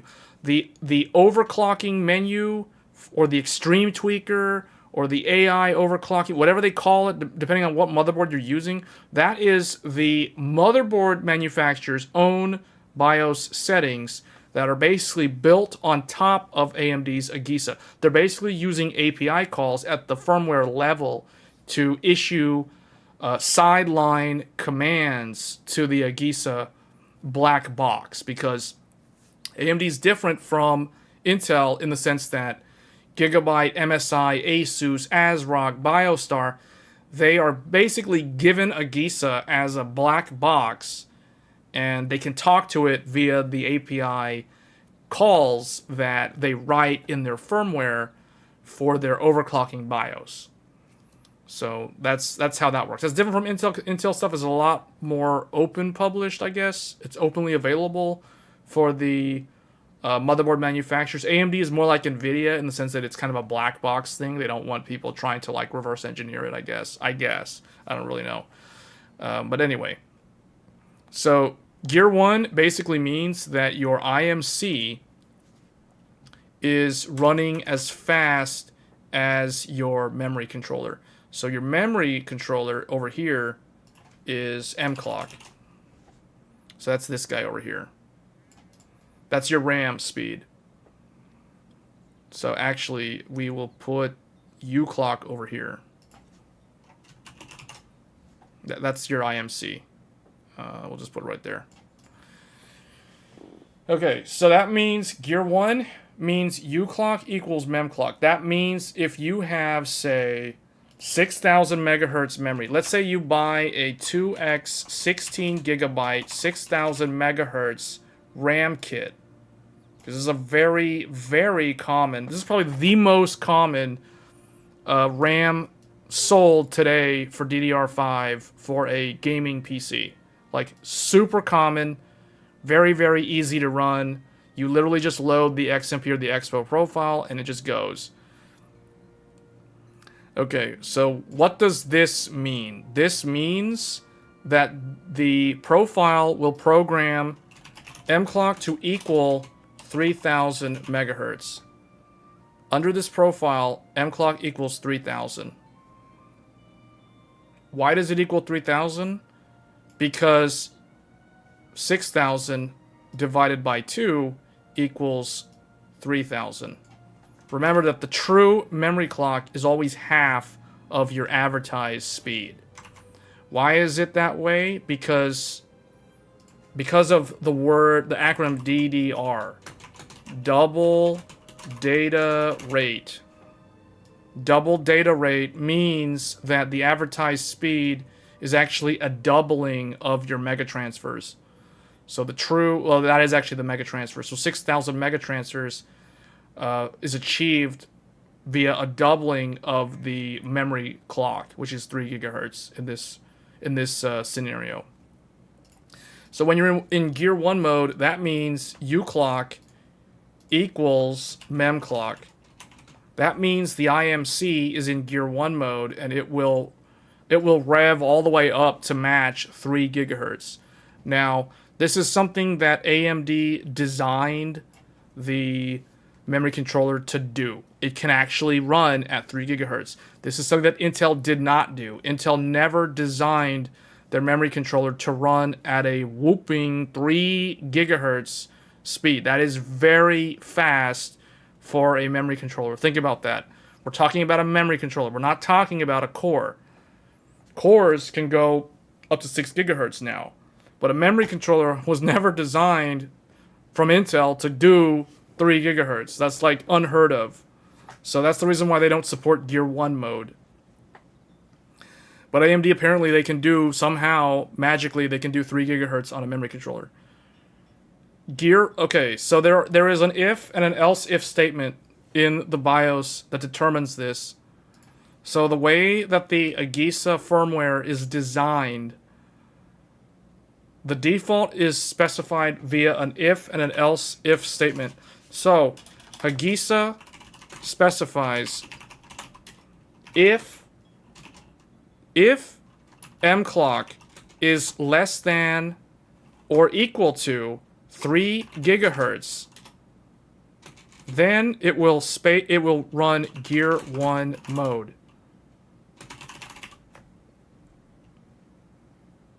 Okay?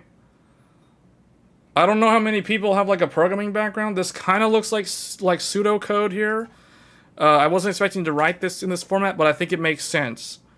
If M clock is less than equal to 3 gigahertz, Gear 1 mode enabled. Else. Okay, else if, we'll just do an else if. Else if M clock is greater than 3 gigahertz. Gear 2 mode enabled. This is the condition. This is the condition in the BIOS for every AMD AM5 motherboard to follow this rule. This is the rule that it uses. This means that if you install a memory kit that is rated for 6,000 and you specify the Expo or the XMP profile to run at 6,000, so in this scenario behind you, it's Gear 1. Yes, correct. It's Gear 1. You just do the math. You plug in the numbers. So if I'm running 6,000, if I'm running a 6,000 kit, that means, remember what I said, M clock is half of 6,000. That means M clock is 3 gigahertz or 3,000 megahertz. That will apply the first condition in the BIOS firmware.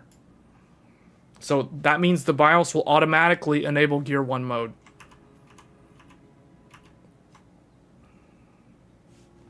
Okay.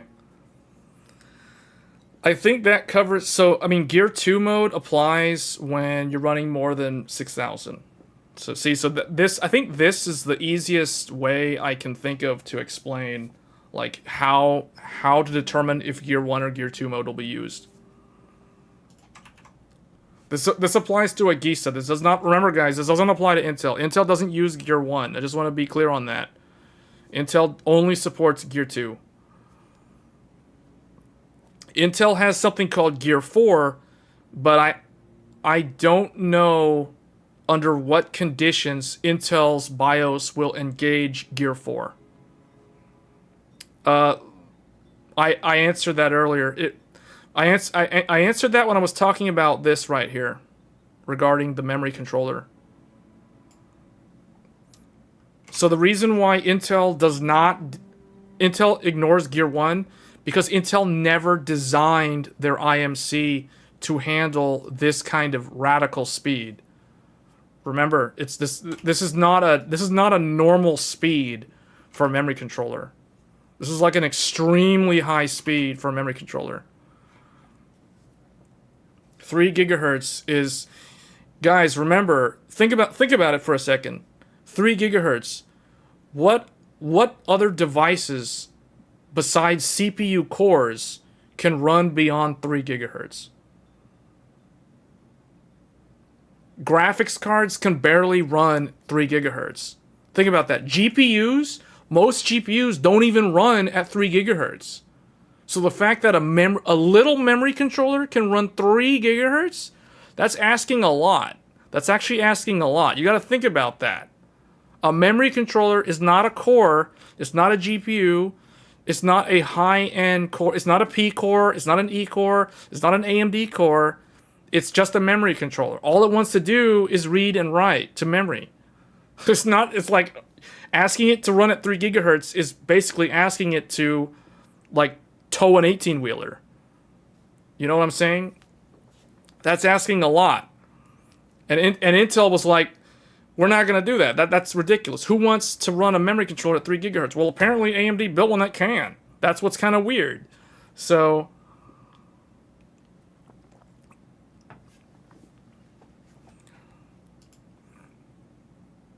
the reason why this is... Okay, this is the reason why all those videos that you may have seen talking about, like, Zen 4 and all this stuff, like videos from Hardware Unboxed and all these guys showing, like, memory scaling on Zen versus Intel, and then you'll see videos where Hardware Unboxed will show, like, benchmarks for AMD running at 6,000, but then they'll go and show Intel running at, like, 7,200, 7,600, etc., or whatever they show, or 6,400, whatever they choose. It doesn't really matter. The reason why they're doing that is they're not trying to be unfair to AMD. A lot of people think that, oh, they're like favoring Intel because they're giving Intel like higher speed memory. No, the reason why they're doing that is because AMD, they already know that AMD's memory controller is running at a blazing 3 gigahertz. You know what Intel's IMC is doing? Okay, you guys want to know what Intel's IMC is running at when they're running 6,000? Do the math. Do the math. It's an eye-opener. If AMD is running 3 gigahertz for a 6, let's take the exact same kit. Let's install this kit in an Intel CPU, and somebody tell me what is the speed of Intel's IMC when they're running a 2x16 at 6 gigahertz or 6,000 megahertz. Let's see if you guys can figure it out. Is it a case of Intel leaning toward business before design and AMD the opposite? I wouldn't say that. I just think that they probably thought that an IMC doesn't need to run that fast. 12? What?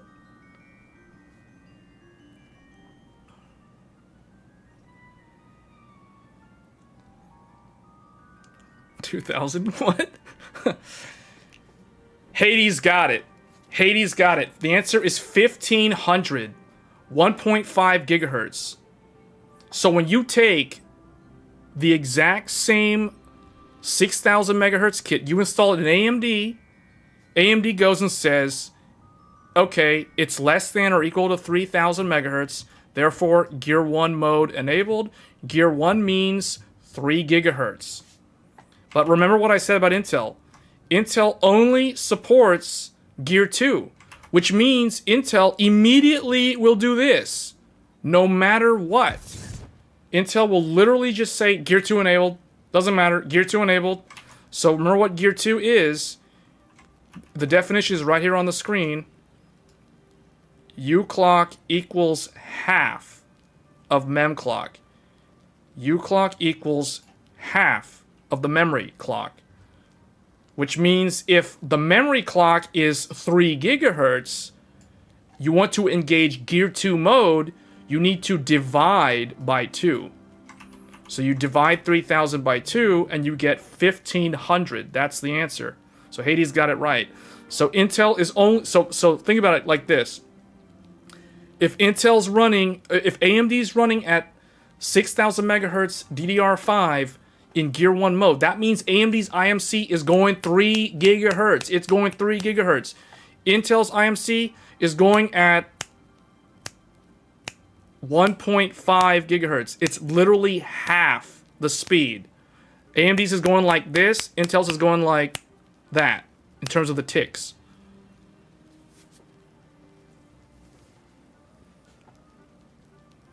So that is the reason why Hardware Unbox does their benchmarks the way they do.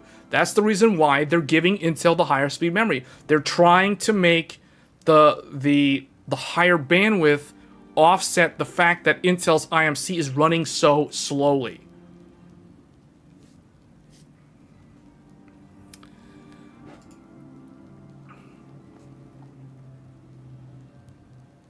Okay, so to me, whatever they do, it's totally fine. Now, I can understand why a lot of people probably think that they should test like for like. So, like, if you're going to test 6,000 megahertz on AMD, you should test 6,000 megahertz on Intel. In a way, that's... I understand that argument. It makes sense, objectively speaking. That is probably how they should test it from a technical standpoint, because that's literally, like, ruling out any kind of variance in the memory. Like, if you literally use the exact same memory and run it at the exact same Expo and XMP kit and assume that all the subtimings are exactly the same, primary timings are exactly the same, then that is kind of an apples-to-apples test. So, I understand why a lot of people do that way, though. Intel RAM clocks way more than AMD. No, it doesn't. What do you mean by Intel's RAM clocks more than AMD? It doesn't. That like what we've been talking about this the whole time. Does that explain the heat difference? What heat difference? The heat difference? It's not stable on Intel either, though.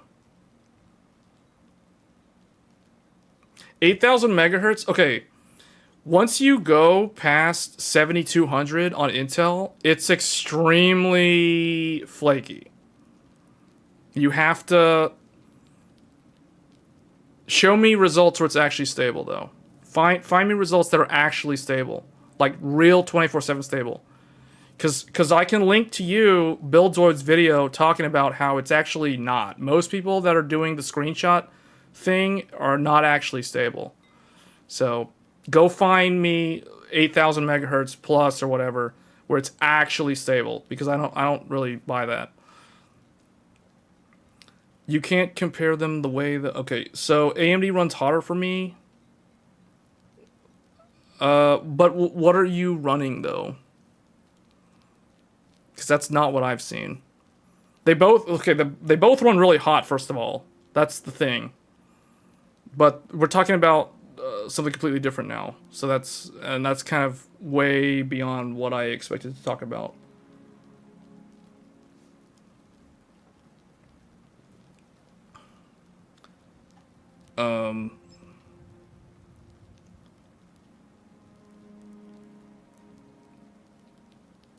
So I guess this pretty much covers most of what I wanted to say on the DDR5. This makes sense on Gears. Okay. Okay, it's... Oh, wow. Okay. I think that pretty much answers all the questions about the RAM. Because I know... I'm saying this because I've done a lot of testing over the last week on DDR5. I've tested... Oh,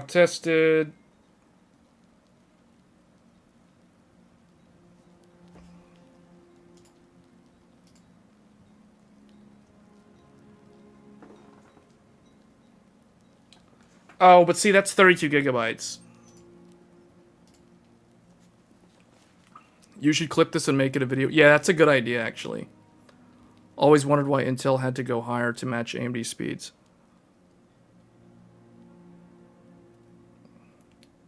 Yeah, no, I see it. But again, that's only 32 gigabytes. But yeah, the point stands, because you have to be basically in this capacity to even do 8,000 reliably. Because you can't really do it for like 64 gigabytes, for example.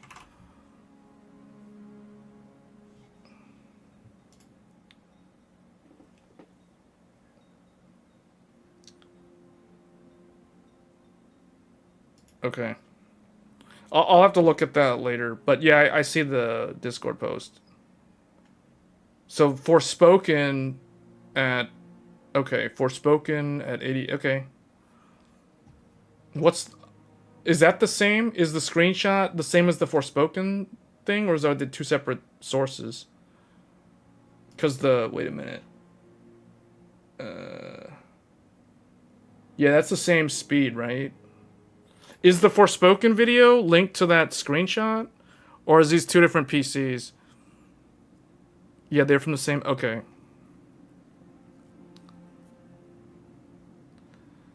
Yeah, what I'll do, Sid, I will add the... I gotta find the link because it expired. Hold on, I gotta find out where's the... I gotta find... I gotta make a new, like, invite link. Because it always expires after like 2 weeks. I'll put it in the video description later. After the stream. Because I always forget, like, how do I... Oh, never mind, I found it.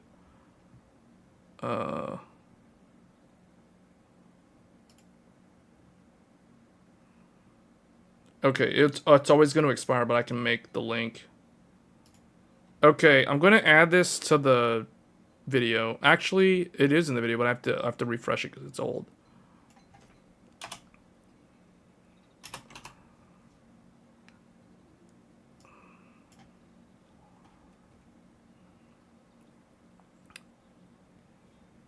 Is there?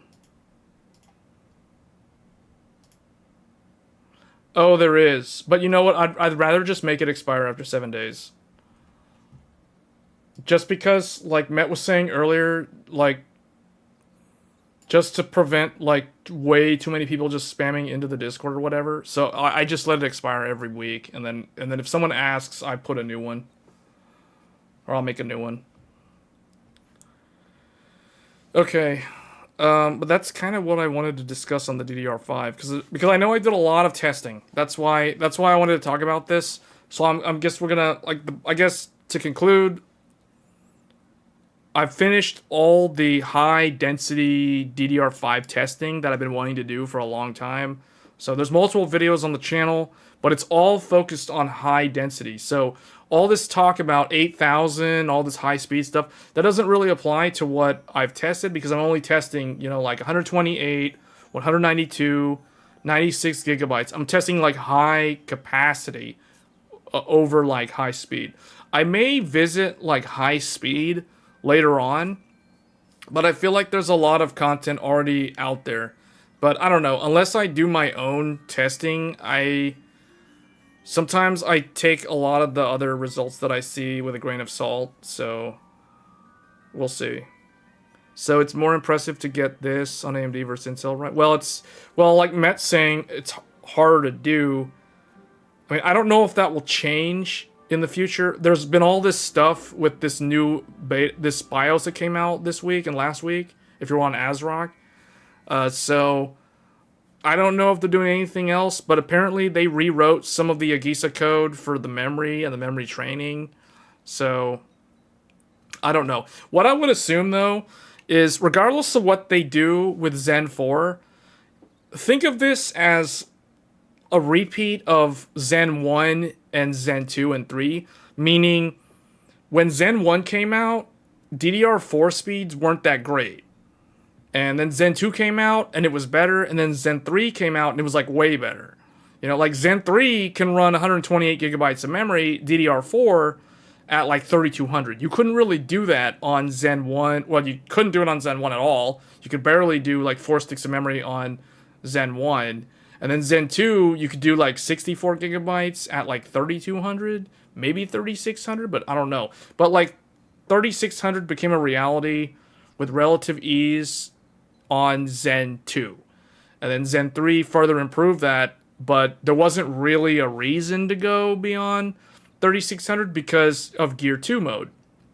So, it's the same sort of scenario here. Like, Zen 4 is kind of like Zen 1 all over again, except it's DDR5. So, the way I see it, when Zen 5 comes out, that's when there'll be significant changes to the DDR5 memory controller. So until then, you know, they can do all this stuff they want with the BIOS updates. And, I mean, it's great that we can easily do 6400 now. But the 8000 stuff, it's like, yeah, that's cool if they can pull that off. But to me, it's kind of a gimmick, though, because I honestly don't really trust a lot of what I see when it comes to, like, 8000 plus for a lot of things. So, I mean, until I get, let's put it this way, until I do my own testing, like until I get like a 32 gigabyte kit and I try to overclock it to 8000 on my 3900K myself, I kind of have a lot of reservations about like showcasing or talking about other people's results where they're doing like 8000 plus, regardless of what CPU they're using. So, making me feel bad for getting Ryzen. I don't understand why you're feeling bad about getting a Ryzen 7000. Like, why? So it's more impressive to run 8000 on AMD versus Intel. No, it's harder to do. But like what? Like Met said at the beginning of the stream, like going beyond the 6 gigahertz range of DDR5, going beyond that doesn't really net you any real benefit. Like, go look at, like, 6000 versus 6400, and then, like, 6400 versus, like, 7200 and 7600, and you'll see, like, you're not really gaining a whole lot. And this is the case with Intel, too. Like, Intel scales well to around 6400 Maybe 7200. I have to go back and look, but it doesn't really scale that much better if you go beyond that. So, because you're literally like, the problem with the high speed is you're getting more latency. You guys got to remember that when you're running your RAM at 8000, it's got way more latency than when it was at like 6000. 7200 is around the max scaling. Yeah, see, that's kind of what I remember seeing. So that's what I'm saying, because as soon as you go beyond 7200, your latency starts going up. You have to run your RAM looser, your primary timings get affected, your sub timings may or may not do that. Once you go beyond 7200, you become far more likely to run into a limitation of the actual memory that you're running in terms of latency, and you're also becoming more limited by the quality of your motherboard's wire traces from the CPU to the memory. The physical wire traces actually start making a difference. They're more likely to become a limitation. Buildzoid has some really good in-depth content talking about this exact subject, like wire traces and how they limit you when you're at high-speed DDR5. And all of his testing was done on an Intel system. So that's the reason why it's, to me, you hit diminishing returns and you're not really seeing much of a benefit. So that's why I wouldn't stress about it. Like, realistically, in my mind, I always planned to target 6400, like even before I bought any DDR5. Like, think about a year ago. Like, a year ago, my original plan was, if I'm going to get a DDR5 system, I want 6400 megahertz and the highest capacity available. So in this case, 96 gigabytes, 2 sticks, so 2x48, 6400. I can do that on AMD today. I'm doing it right now with this very PC that we're streaming on. And I can do it on Intel. So it's like, to me, it's the same. It doesn't really matter. So, because like Matt was saying, you hit diminishing returns and you're spending way more money for that higher speed memory and you're hitting diminishing returns. So, and you might be limited by your motherboard's trace quality at that point, in addition to the IMC on your CPU. So, you know, there's always that to take into account. So to me, 6000, 6400 is kind of the end game, I guess, if you will. So like when Zen 5 comes out, if I do upgrade to that, I would still just run at 6400. So regardless. And if the Intel refresh is worth looking at, the only way I would ever consider the 14th, the like Raptor Lake refresh, is if the IMC can do higher speeds on 4 sticks of memory. If it's no different from the 13, like the 13900K, then 14 is like a big skip. I guess what I meant early is that Ryzen is early adopter, so... Oh, like Zen 1? Yeah, but it's always like that when you buy into a new socket, though. That's no different. Think about Intel. It's the same thing with Intel. Think about how garbage Alder Lake was compared to Raptor Lake in terms of like DDR5 support. Can you imagine? Can you imagine like Alder Lake, people who bought Intel's 12th gen and they wanted to go DDR5? Do you guys know how much DDR5 cost back when it first came out in 2021? Like, do you know how much a 64 gigabyte kit of memory, 2x32, do you have any idea how much that cost back in November of 2021? I mean, I know the answer, but I want to see let's see if anybody in the chat actually knows how much DDR5, how much 64 gigabyte, 2x32, 5600 megahertz, or I guess, well, okay, that didn't even exist. So 4800 megahertz existed.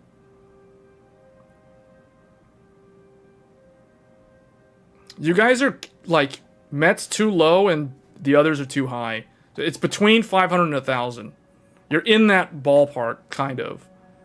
I mean, maybe there was some cheap Micron that was like 500, but it was about 800. 800, 799.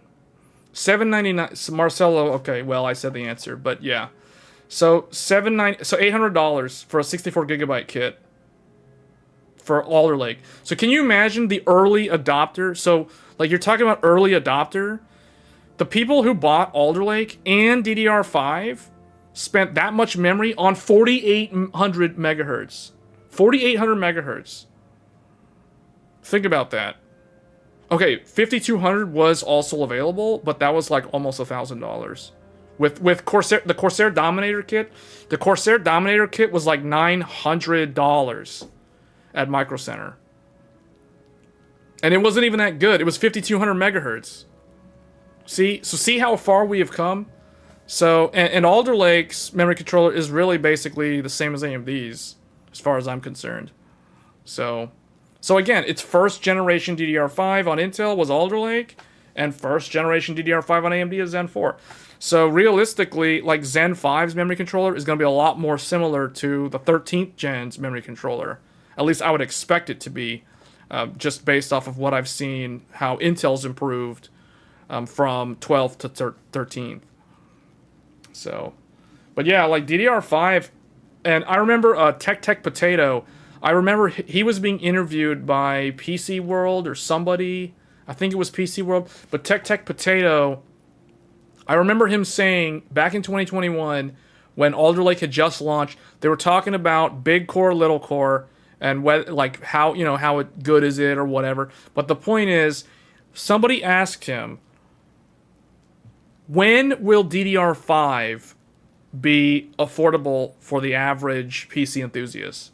Or the average person who wants to build a PC. It doesn't have to be enthusiast. They just want to get like a DDR5 system.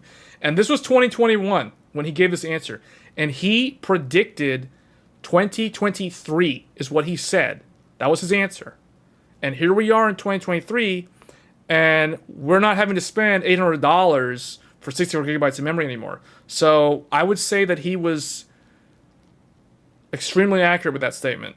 I mean, it's not exactly price parity with DDR4, but it's really close.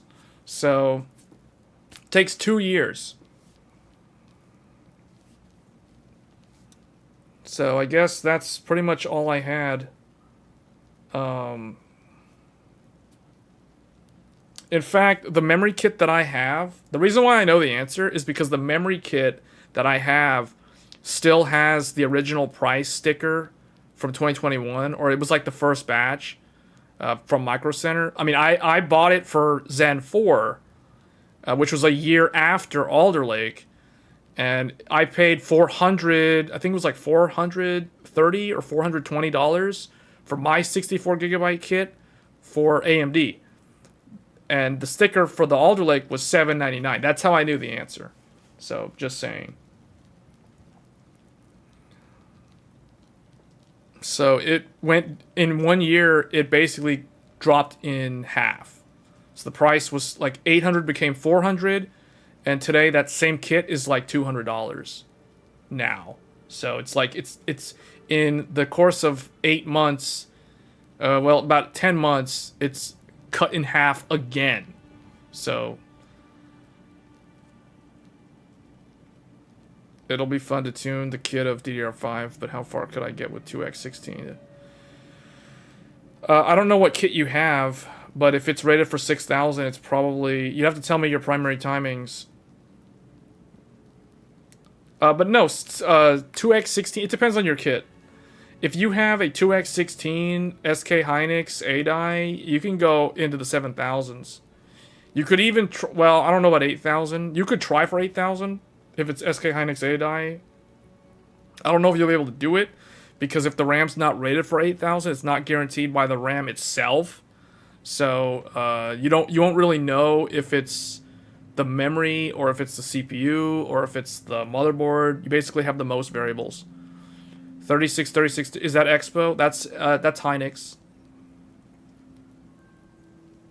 That's SK Hynix RAM. In fact, I might have had the exact same RAM. Explain command rate, T1 and T2. That's Gear 1 and Gear 2. In DDR4, it might have been... It's something a little different. But in DDR5, T1 and T2 is basically Gear 1 and Gear 2. CL383838 is Samsung. Yes, that's Samsung. Well, it depends what it is, Marcelo. It could be Micron. I need to know the actual speed.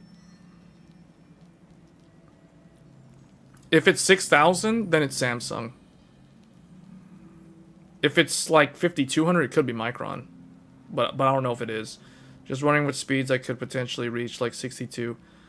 With that kit, Oh, that's most likely Samsung, but it could be Micron.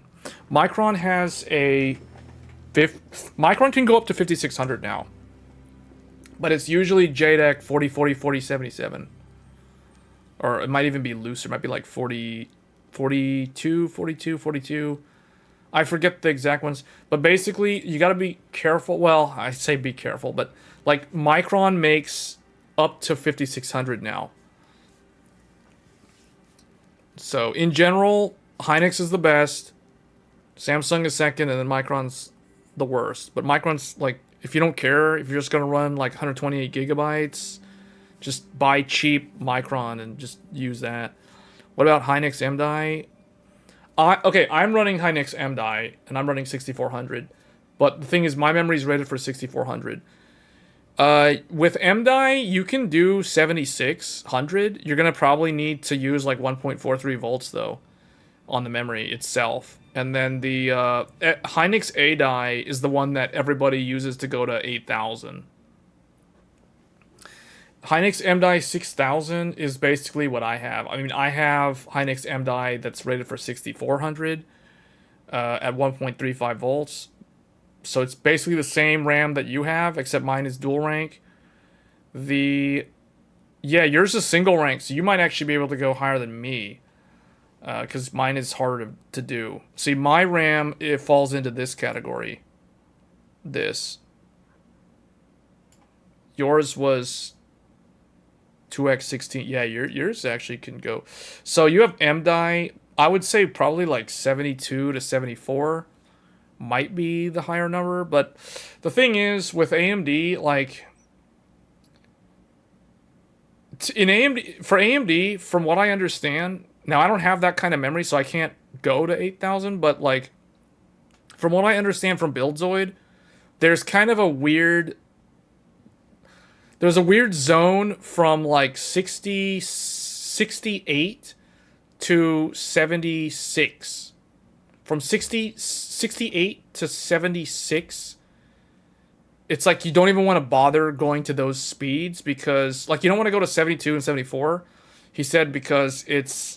like, it's pointless, he said, in the sense that the latency penalty basically cancels out the higher frequency advantage.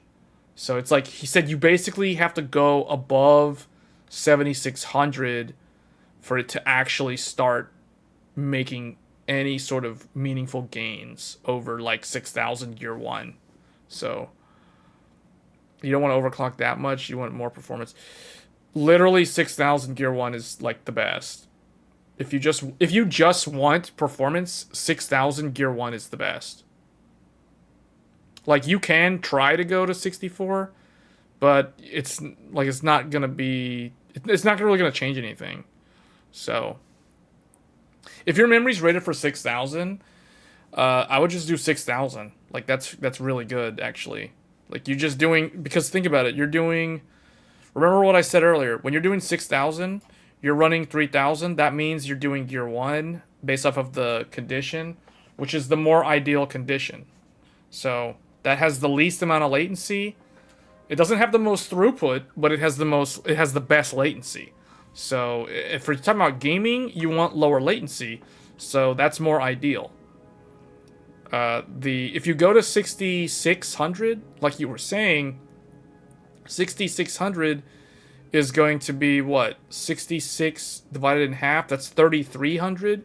So that's greater than 3 gigahertz. That's going to engage gear 2 mode, and that means that, yeah, you'll have more memory bandwidth, but your latency basically kind of cancels out. So it's like, didn't really change much.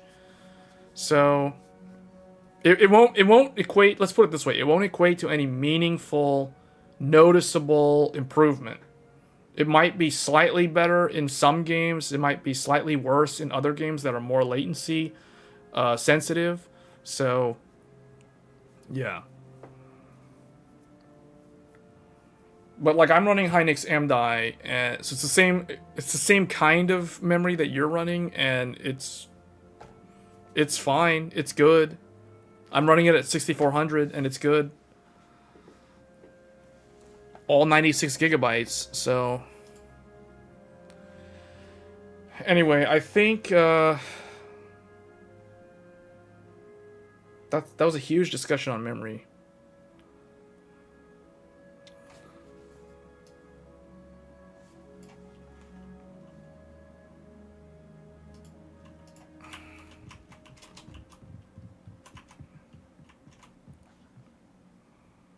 Hogwarts, perhaps? Maybe, I guess. We'll try. You made it. Okay, what do we need to do? Enjoying the view? Keeping an eye on things. Feldcroft isn't what it used to be. No one has felt safe here since Ranrock's loyalists took a peculiar interest in that castle over there. Rookwood Castle. My uncle Solomon is a former Auror and refuses to look into it. Even after Anne was cursed by one of them. Hogwarts got shafting, and we're probably not going to be able to no play. less. Yeah, I know. I heard a goblin refer to wizard coins. We're already kind of out of time. Are goblins forbidden from carrying wands? Precisely. That's why I'm on the hunt for answers. If I'm to cure her, I need to understand what happened to her. Anne was always the most mischievous of the three of us. Which is saying something, knowing me and Ominous. I'm hoping a surprise visit from me and a new friend from Hogwarts will help lift her spirits. Bring back the Anne I used to know. Come Yeah, on. I know, right? I'll take you to my uncle's. At this rate, This way. I'm thinking like the 4090 Ti and the Zen 5. Zen 5 and the 4090 Ti will come out before I'm able to Feldcroft finish used to be Hogwarts a lot Legacy. livelier. With Just so you Ranrock guys watch. following us back. I have a feeling that's gonna happen. Everyone stays out of sight. It's like I'm either gonna get so close to the end of Hogwarts Legacy where it's like I'm literally in the last quest and then like Zen 5 launches. Or something like that. Or like the 4090 Ti launches like right as I'm about to finish this game. So then it's like, okay, well, there's no reason to benchmark with this. Well, I don't know. I feel like most of the hours that I've spent in this game are literally just benchmarking games. I mean, benchmarking like GPUs. That's the reality. No, it's good. I mean, I think it's good content overall, like explaining the DDR5. At least the first part of it, I think, was very productive. Like, we kind of got sidetracked talking about, like, Here we are. 8,000 My megahertz, sister just should kind be of just irrelevant. inside. What am I supposed to do? He wants me to go inside somebody's house? Hold up. Revelio. Is there... Oh, there's, like, a thing over here. A nomad hat, which is probably not even gonna... It's probably not better than what I have.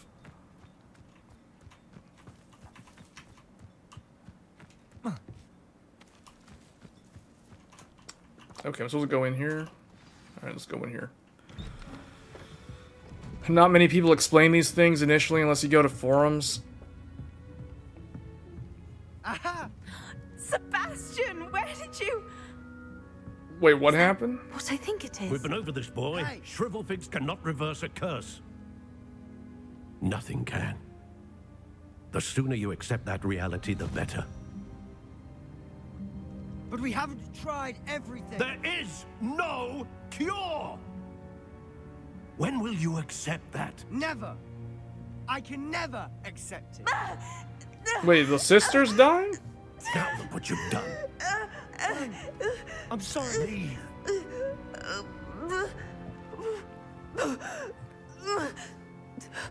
Am I the type that gets all the... I like to 100% the game, if that's what you're asking. I'm sorry you had to see that. If you don't mind. Yeah, I just need a moment. I would say when it comes to like single player Faster. RPG games like this, Well, I the do ones that you want don't to for. get not necessarily the platinum trophy or all the achievements, but at least like see all the side content, like the side quests, the best gear, etc., those things. Which reminds me, technically, I need to play through Final Fantasy 16 again on hard mode and basically skip all the cutscenes so there's no spoilers. But skipping through all the cutscenes in Final Fantasy 16 makes the game like a lot quicker to go through.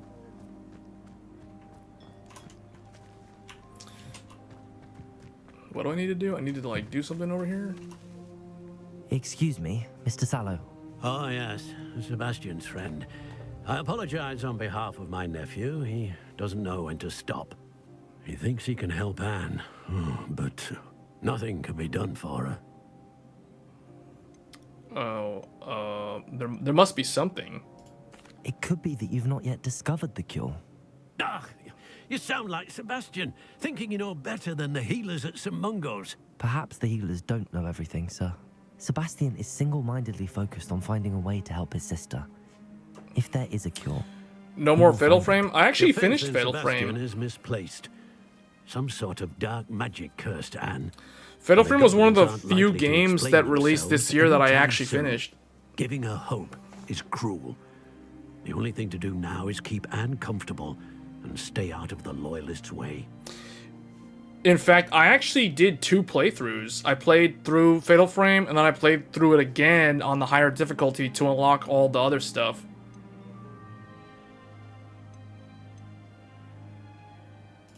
With all due respect, sir, hope could keep Anne's spirits up. You may mean well, but I know what's best for Anne and Sebastian. They are my stubborn brother's children. Especially Sebastian. If you really want to be of help, you'll make sure Sebastian does what he should do, not what he wants to do. He's no idea the harm he could do if he doesn't 65 stop. hours. That means... Oh, that was to do I hope everything? you remember what I've said. Good day. Was that... So, that was 65 hours to do all... Like, the whole story and all the side missions. That means that this game is actually not as long as Final Fantasy 16. Because Final Fantasy 16, my playthrough was like... I think it was around 60 hours. 55 to 60 hours. I forget the exact number. But it was somewhere in that range. And that was with all the... Well... Was that with all... That was with most of the content. Yeah, I can tell it's a long game. I can definitely tell it's a long game. It's definitely longer than The Last of Us and probably the Star Wars game. Wait, what do I need to do? Speak with Anne? I need to talk to... I need to go inside and talk to her? I'm sorry about earlier. Those bouts of pain are difficult to bear. Are you all right, Anne? I didn't mean to intrude. You didn't, truly. And I'm all right. The pain from this curse. Do you comes guys about. think this game is going to Often be suddenly. a It's not game anyone's of the fault. year It's nice to meet you, by contender? the way.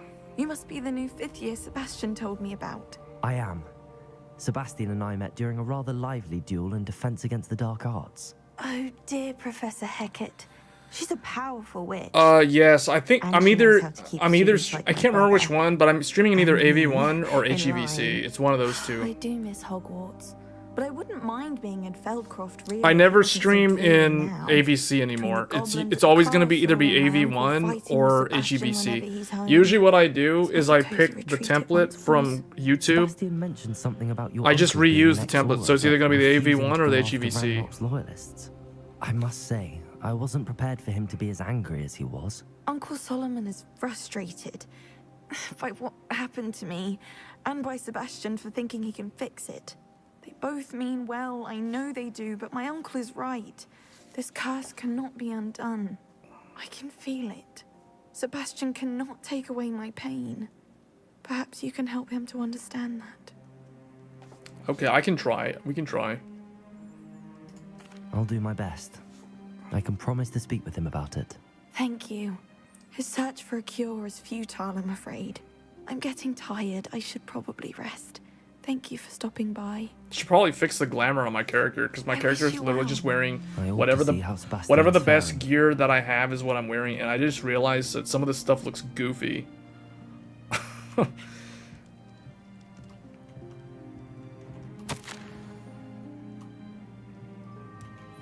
Yeah, it's either AV1 or HEVC. I forgot what the last template that I chose or started using was, but it's the same one that I always use.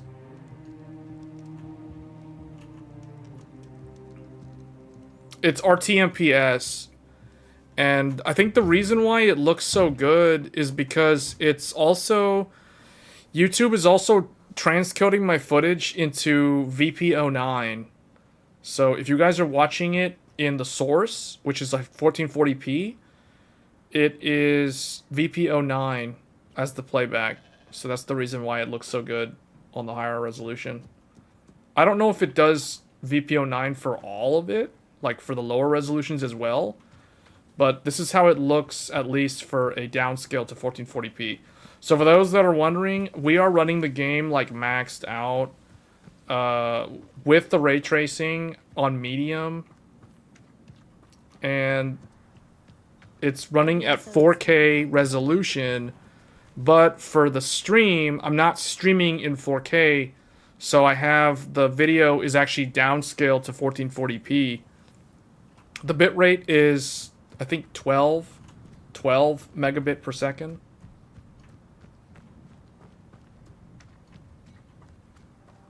Up for a bit of dying, are we?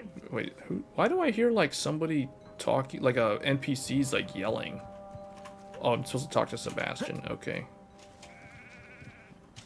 But see, like the RT in this game, see how the water looks? Look at that. See the ray trace reflection? What's the resolution on the webcam? The resolution on the webcam is, I think, like 360p or 480p or something. It's like not very high. The webcam is just a Logitech C920. I'm not using the Sony one, but yeah, I'm just using the Logitech C920. Yeah.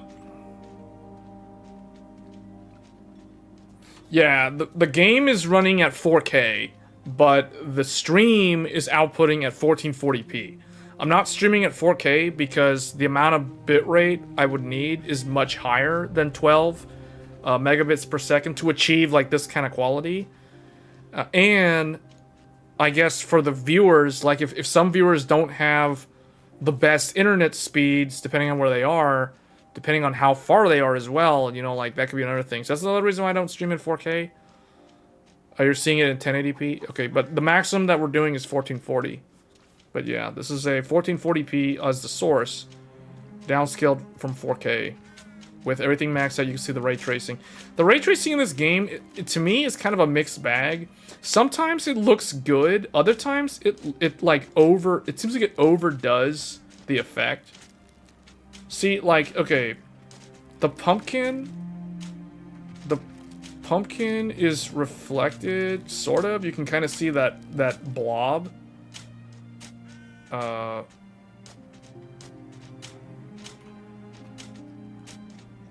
Real-time framework. Oh no, I did not intend for this to go like this wasn't supposed to turn into a Digital Foundry stream. Oh, look at the mud prints. Look at that. See how I'm like walking and then I'm leaving like mud prints on the ground? I just now noticed that. Look at that. That's interesting.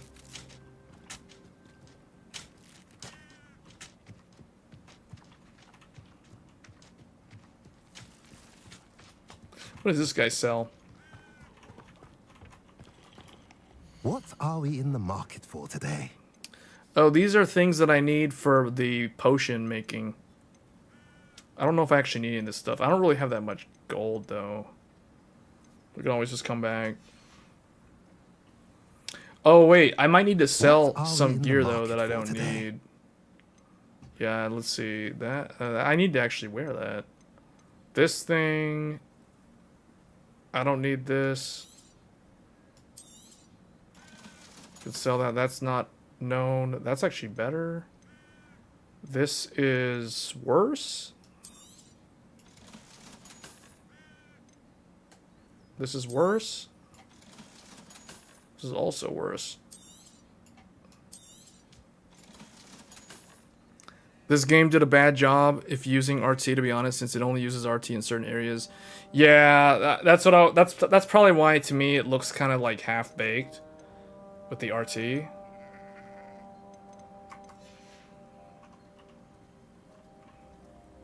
They did improve this game's performance a lot, but the problem, there's a trade-off. if you have a graphics card that doesn't have a lot of video memory, the way that they improved the game was to constantly cycle out certain textures for the cards that only had like 8 gigabytes or less VRAM. Now, I think at 1080p that's not a problem unless you're running at ultra. But if you're at 1440p, you kind of need to have a, I think 12 gigabyte. I forget what that minimum number was. I know it's like higher than 8 though. Have you emulated some games? And if so, was it hard to run? Like what do you mean? Like Linux? Like or what? Like dual boot? Why will Are you he talking not about listen to like me? She's my RPC, whatever that the PlayStation 3 thing? I was thinking of doing a video about that, but I haven't got it running on this computer. I had it running on like a different computer, and then I took that computer apart to build a Linux computer. So I probably should have covered that. No, Xbox, no. Like, what would be the point? And then Wii, and then like Xbox, all the games are like on PC anyway. And then the Wii, no. You mean like a Dolphin emulator? No, I never bothered. Like, I have a Nintendo Switch. I'm just waiting for like a newer Nintendo console. Supposedly there's supposed to be one next year. Why water in the ground not have reflex mirror? It needs to. So, I mean, it does reflect. You talking about that? It's reflecting. You can see that water. You can see like the light stand is being reflected, but they're using the what do they call that? Screen space diffusion or something. Like it looks like it's diffused across the water because the water is shallow. That's why they're doing it that way. If it was like a deeper puddle, then you would see the actual object fully reflected. But they have some kind of like not dithering. What is the word? Diffuse scattering or light scattering. Or maybe it's just a cube map, and maybe it's like Met was saying, maybe it isn't even properly like ray trace, it's just like a cube map. That looks kind of like a cube map. Man, talking about this stuff makes me want to get Ratchet and Clank. I should not get another game. I really should not get another game. I need to finish at least one other game before I go and buy like some other game like Ratchet and Clank. I was thinking about getting Ratchet and Clank the other day, but I'm like, no, I need to finish Jedi, Survivor, or Hogwarts Legacy. That water's not using RT. I mean, yeah, I mean, the light source is up there, though. It's like literally right there. But see, the light source isn't even visible in the sky because there's a mountain in front of it. And yet, on the ground, you can see the sun. So yeah, something's broken there. That's not right. Forspoken. Now the sun's setting, so that went completely away. Forspoken... You know, honestly, Forspoken as a game, like, the story is garbage, but the gameplay is actually not that bad. The game itself... If you just play the combat system, it's actually kind of fun. So it's like it's a decent action game, but it's got a terrible story. And the game just has no personality, and the game world is just so bland and empty. And it's like they use procedural generation of like where enemies spawn and stuff. I don't know. Maybe it's not procedurally generated because it's a Japanese game and not a lot of Japanese developers do procedurally generated levels. I mean, like they do in some games, but not. It's very rare, and it's usually for like the bonus content. But yeah, Forspoken's story is like terrible. But the game itself, the gameplay is actually pretty fun. Like the combat in Forspoken, it's similar to Hogwarts actually because it's a magic spell-based game. How are you doing, Sebastian? You got a first-hand glance at what I'm dealing with. I apologize for my uncle. The dev is too lazy to make the story. What do you mean Forspoken will win best story of the year? I don't know about that. It might be on the list, but I don't know about that. The problem is this year has so many good games and just so many games that I feel like it won't even be a issue of like trying to fill slots. Because, you know, sometimes I wonder if when they're trying to figure out what games to nominate or what games to actually be on the candidate list for certain rewards or awards, like sometimes if they have like 5 games but only like 2, like think about it like this. Last year there was, for best soundtrack, there was God of War Ragnarok. There was that one heavy metal awesome soundtrack. I forgot the name of that game, like Hellslayer or Hellsing something. It was like a really good out of nowhere like soundtrack. I forgot the name of the game though. And then there was like Xenoblade Chronicles 3 and some other games that shouldn't even be on the list. You know what I'm saying? So I'm like, when they put like 5 games for best soundtrack or whatever the award is, sometimes I wonder if they just grab like 2 or 3 other games that you know don't have any chance of winning, but they just put them there as a filler spot just so that they can read off more names so it sounds more epic. You know what I'm saying? Like Forspoken would be that game. Like Forspoken would be put on a list for like best combat system or best, like, I don't know about story-driven game, but like it would be put on a list just as a filler spot. And it won't actually win anything. Like that's the way I see it. Xenoblade 3 was supposed to win. Xenoblade 3 was supposed to win best soundtrack. That's the reason why when they announced God of War Ragnarok, the orchestra accidentally started playing Xenoblade soundtrack. You guys remember that? We talked about this like 2 or 3 weeks ago on another live stream, like, and then we started joking about the my reformed Rabbi Bill Clinton. That was in that last year's award. 2022 didn't have that many great games, but it did have one of the most entertaining Game Awards shows of like all time. You know what I'm saying? Like between the fumbling of the orchestra playing the wrong game's OST, and then, well, I mean, arguably it was the right one, but it didn't actually win the award somehow, to like the Elden Ring guys, Miyazaki, and those dudes walking up on stage, followed by that one guy who just like took over the show and just slayed the whole show at the very end. You know, with that last thing that he did. Oh man. Oh wait, you got a first-hand glance of what I'm dealing with? I guess he was trying to do what's right. I know he's angry, but he's only trying to do what he thinks Wonder is if best he's for banned. Anne. He's always angry. I think he got a bit more than banned for something like that. After Anne was hurt, he only grew worse. It's as though he blames me somehow, always calling me my father's son, as if that's an insult. Felt like I was a trainee or I'm something. The one trying to help her. He's simply given up. Both Anne and your uncle seem genuinely convinced that nothing more can be done for her. I refuse to believe that. Anne's pain is more than physical. It has changed her entirely. I miss my sister. And I'm going to get her back. Come with me. I need to show you where it happened.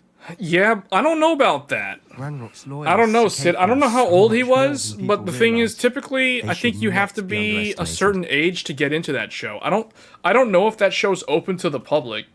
And if he was a kid, I would think that he would have to be there with some kind of adult to get him into the show. You know what I'm saying?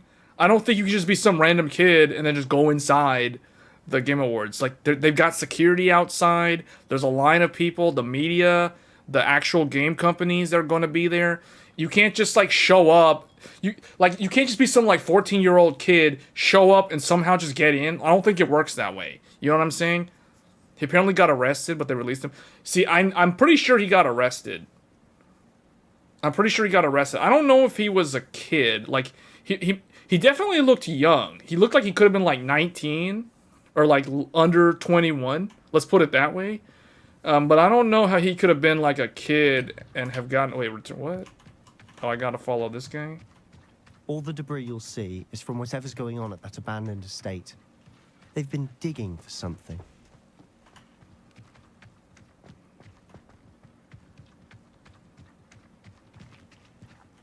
Up there, on that plateau, is where they cursed Anne.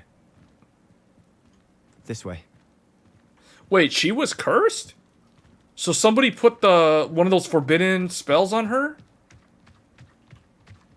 What is the one, like the curse one? Crucio? Ramrock knows what he's doing. It's an honor to be a part of it. Oh, I forgot how to play this game. I don't remember the spells. What's dodge? I forgot what dodge roll is. Oh, okay, it's control.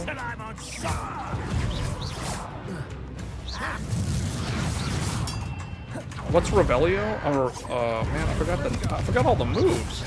Incendio. Oh, Incendio. That's like... That was not the right thing to do. I tried to go like stealth. I forgot how to play. This is what happens when you don't play the game for like 3 months.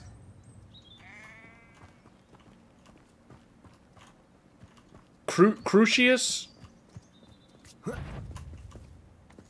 Am I low on health? No. Oh, great. We just aggroed like a whole village. And I don't even know... I forgot the shield move. I forgot everything.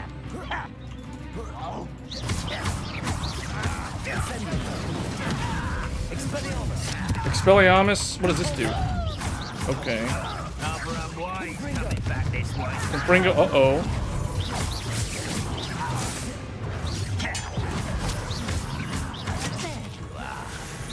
I don't remember how to do the, you know what I forgot how to do? Oh, okay, ancient magic.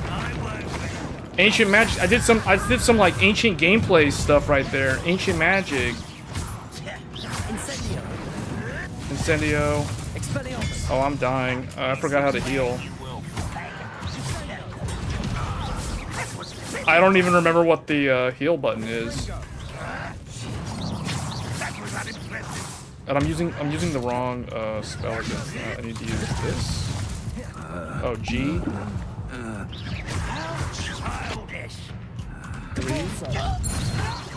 Okay.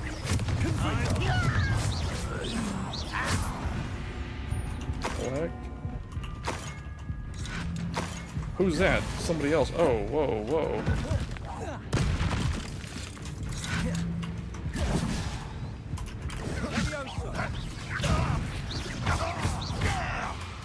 Incendio.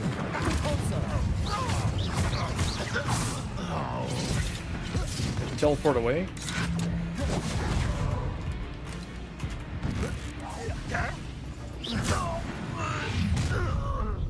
You've made your last mistake. Man, when the boss enters the screen, it makes me think of I'm playing Fable. I feel like I'm playing Fable because of the way they look when they enter. Okay, that was dumb. I keep hitting the wrong button. Oh boy, that hurt.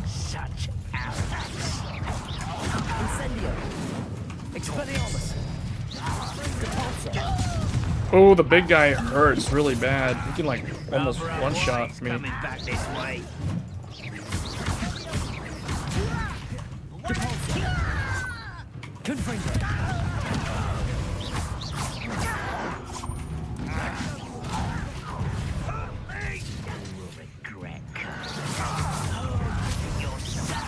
This whole game gives you Fable vibes? Really?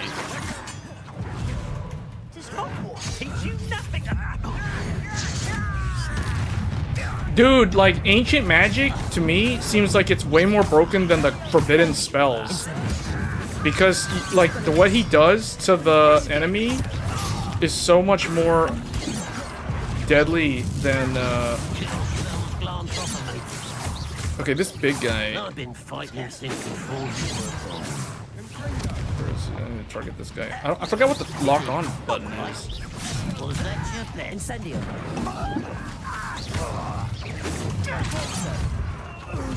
Expelliarmus. Okay, I need to do this to him. You can't stop Do Expelliarmus. that to him. Not quite. Depulso. Confringo. Why is none of my spells working on this guy? Oh, that was meant for me. Lumos. No, that's not right. Easily neither. There we go.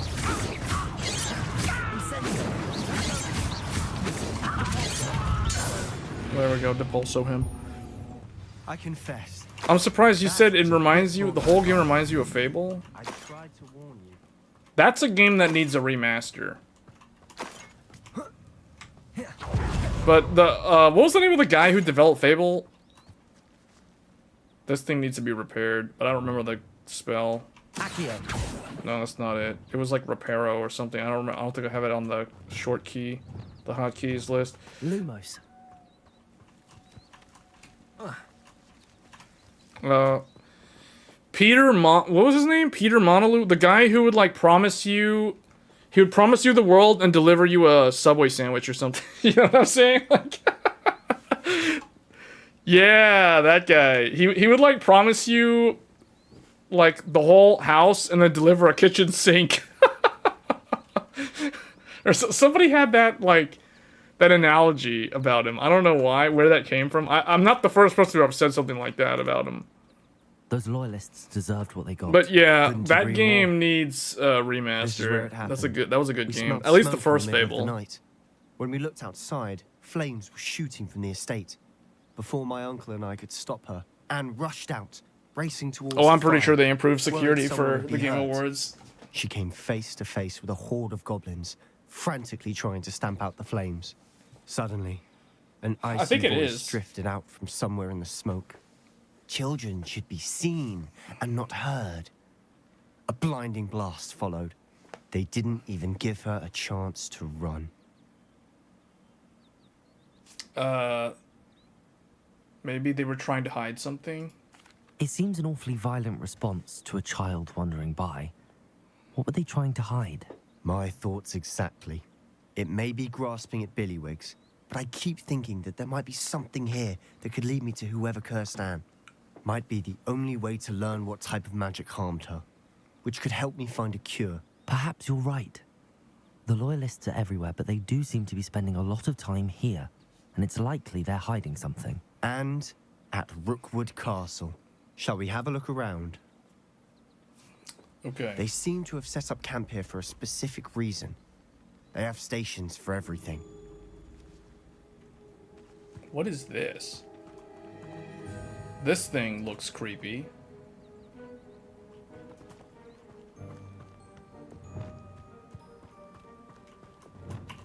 Whose home was this? Been abandoned long since I've lived here. Rumor was a Hogwarts professor lived here once, centuries ago. But that's all I ever heard. A Hogwarts professor used to live here.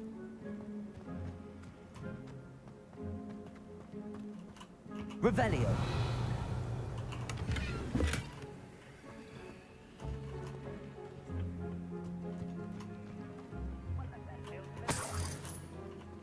I hear like goblins or something's talking in the background.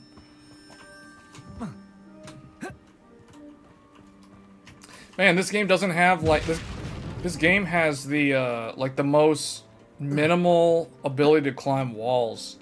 It's like worse than PUBG. PUBG's wall climbing was so janky when it was in early access, and it just got way better over time. But I mean, this game, come on. Okay, see, look, I can't.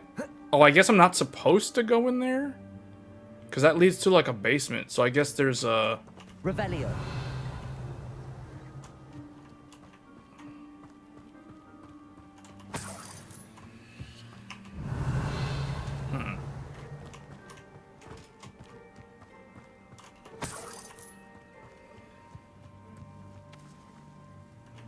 I'm surprised this game turned out as good as it did, though, because yeah, to their credit, the team that made Portkey Games, they actually made a pretty good game. Like I don't think a lot of people were very skeptical about this game ending up being a success. Like, at least it wasn't until, in my mind, it wasn't until I saw the what do you call it? The houses, the trailer for each of the 4 houses. That is what sold me on this game. Like, seeing the Ravenclaw, the Hufflepuff, the Slytherin, and the Gryffindor, the house rooms, like, that was what made me realize, okay, this game actually looks good. And there was some gameplay videos that also showed the combat system. The magic fighting seemed like it was pretty good. So, which makes me wonder about that Immortals of Avium, like, if that's actually decent, but it got delayed, so it got delayed 3 or 4 times, and the Switch version still isn't out. Oh yeah, the Switch version was supposed to come out in July. Yeah, and it didn't come out. Interesting.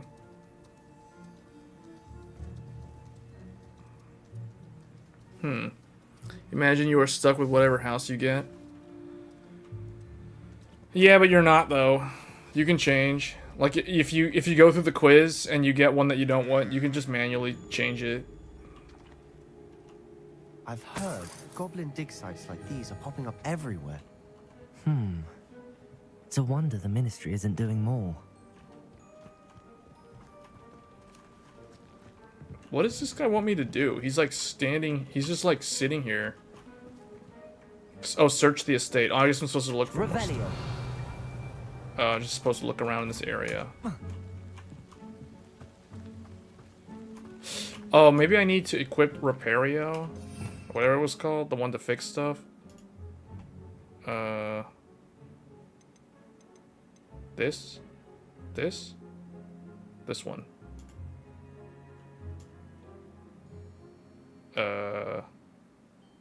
This. Because there's the 2 of the same. Actually, you know what? That should go there, and this should go here. And we'll do that so that we've got fire spells here, and then this stuff, yeah.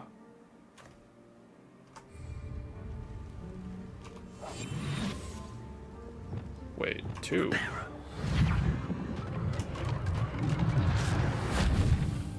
Wait, why am I... Okay. Apparently Gigabyte is teaming up with Harbor Info for stuff.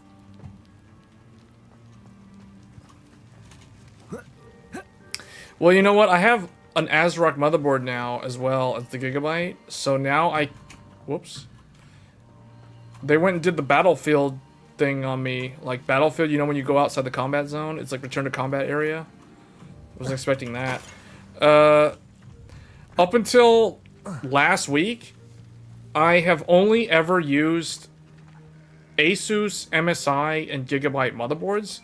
Now I actually have an ASRock motherboard as well. So now I can, like, fully... Now I have the full picture. Now I have full understanding of all 4 motherboard brands. I mean, obviously BioStar. Someone's going to mention BioStar. But, you know, they only have, like, 1 motherboard. And they're not really that big in North America. So I don't really have easy access to obtaining a BioStar motherboard. And from what I understand, BioStar, the support outside of Asia is very... it leaves a lot to be desired. Let's put it that way. But ASRock, to me... Okay, the only thing that I ran into when I was building the ASRock system was... I didn't realize... I assumed that the BIOS that shipped from the factory for the Steel Legend would have been a more recent BIOS, at least from like February or March. But the BIOS that came with the motherboard that I got was from October of last year. So when I put in the 7950X3D, it didn't know what that CPU was. And I also put in 48 gigabyte DIMMs for a total of 96. It didn't even know what that memory was. The BIOS was so old, it was like unknown CPU and I can't post because the memory doesn't make any sense. So like what I could have done, I could have done BIOS flashback, but I didn't do BIOS flashback. What I did was I took out the RAM, I put like my older RAM kit, my 64GB RAM kit from Micron, which was basically Corsair Vengeance. It was a 5200 megahertz kit.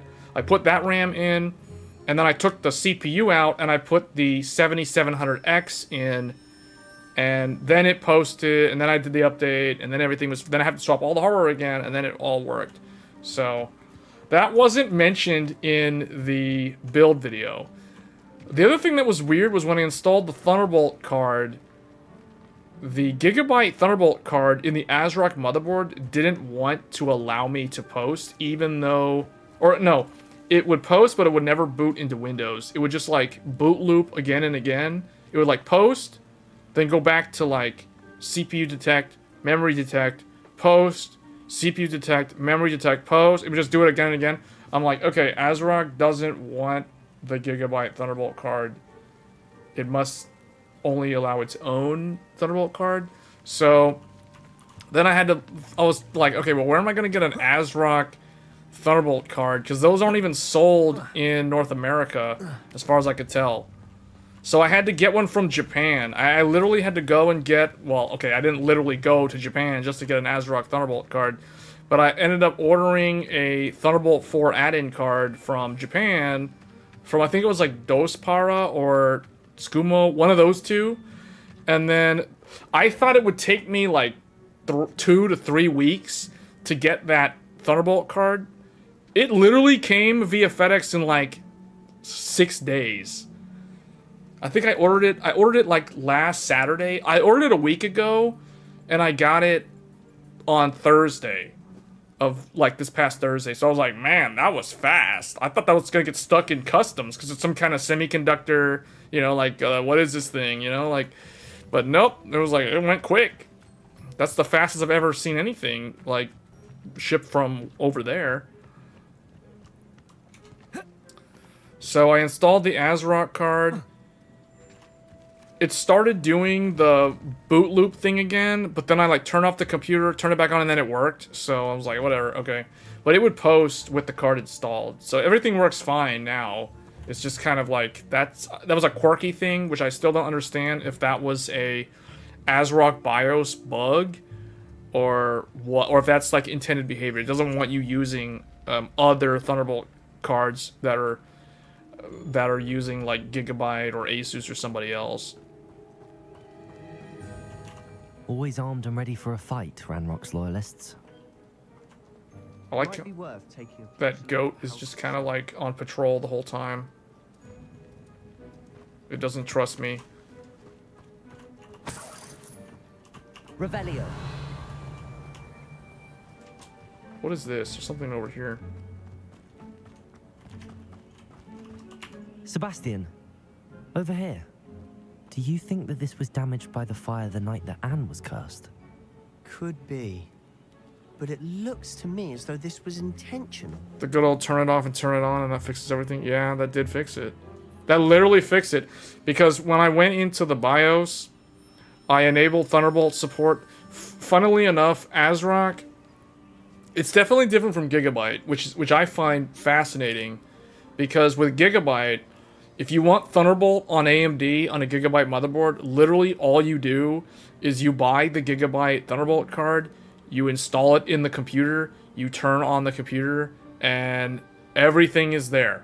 It populates, you get the secret Thunderbolt menu in the BIOS with all the Thunderbolt settings. In fact, I still have to open a support ticket with ASRock because I can't find the secret menu for Thunderbolt in their BIOS. So it's like, what I found was in ASRock, you have to go into AMD. It's so weird because AMD doesn't even do Thunderbolt. Thunderbolt is like an Intel thing that they kind of, I don't want to say reverse engineered, but basically like to get USB 4 on the AM5 motherboards, they were forced to go with the Intel chipset because ASMedia wasn't ready. It got delayed by a year. So for those wondering, next year, when Zen 5 comes out, all the new motherboards, probably like 770 or whatever, like all those motherboards, when they launch, they're going to have, most of them at least, are going to have USB 4 via an as media controller. Whereas the ones that are available today, they're using an Intel controller on an AMD motherboard. So you can imagine how that must have gone down, like in terms of Intel not wanting to timely provide the documentation for the motherboards. So it's kind of weird because Gigabyte's implementation is really good. Like and it made me assume that all of them are the same. So it's like when I installed the ASRock Thunderbolt card, Thunderbolt didn't work. So I was like, okay, that means I have to turn something on in the BIOS. So I go in the BIOS, and it took me like 3 minutes to find the setting because they hide it in an AMD Agisa setting. It's like, it's in my video, my Thunderbolt video from like Friday, whenever I put that on the channel. But basically, you got to go into an AMD menu to turn on Thunderbolt support. You enable it, then it will post, and in my case, it got stuck in the boot loop. I turn off the computer, turn it back on, and then it fixed, and then it goes into Windows, and then everything's fine. Thunderbolt shows up in the device manager, Thunderbolt control center or control panel shows up in Windows. You don't have to install that stuff, it's all there. And then I connect my AverMedia Live Gamer Bolt, and somebody asked me a question in the comments.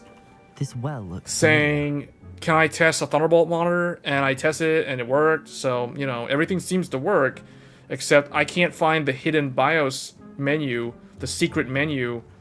I make it sound like it's some kind of like secret recipe at a high-end restaurant or some nonsense, when literally all it is the security settings for the Thunderbolt card, and I can't find them. And I don't even know if ASRock has them, because Gigabyte has them. Like, Gigabyte literally has everything. You guys go watch my Gigabyte Thunderbolt video and you'll see, like, everything's there. But ASRock, nope. Nothing's there. So it's like, it makes me start wondering why people Sebastian, treat I've seen this ASRock before. as kind of the, This house, the well, you know, the What do you mean? When? Give me the a moment. lower I'll end explain in a brand, second. I guess. It's not like it's lower end. It just seems like ASRock is kind of an overachiever in some things and then neglect other things. That's kind of my impression of them. Like, they go above and beyond. They do weird stuff. Like, they were the first to put Thunderbolt on Threadripper. They were the first to do, like, weird daisy chain, you know, like, transformable motherboards. They have a motherboard that could transform from a B650 into an X670. Like, no one else has that. ASRock's, like, the only one. And then, but then they have weird stuff like this, where it's like, where's my Thunderbolt menu in the BIOS so I can add security settings? I don't know. They don't have it. Or it's so well hidden that I can't find the hidden menu because it's hidden. You know what I'm saying? Like, it's a hidden menu. You're not supposed to be able to find it. This house did Maybe belong that's their to a logic. Hogwarts professor, hundreds of years ago. Who? What do you... I found a pensive that day in the restricted section with a memory that showed this house. There was a little girl and a drought. Okay, this The sounds keepers have shown creepy. me This sounds other like a memories as scary well. movie. The girl became a Hogwarts professor. Her name was Isadora Morganach. She was one of the keepers. The keepers? Like in Quidditch?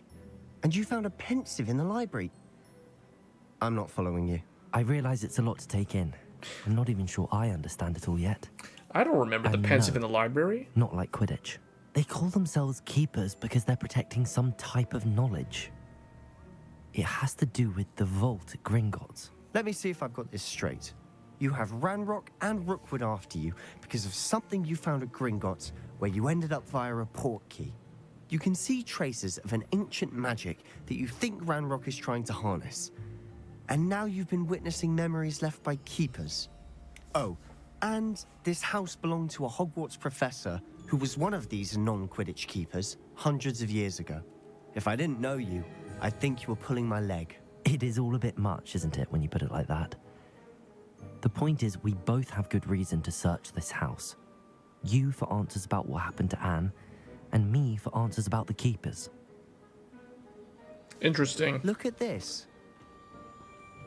Someone piled this here for a reason. Is it blocking something? Only one way to find out.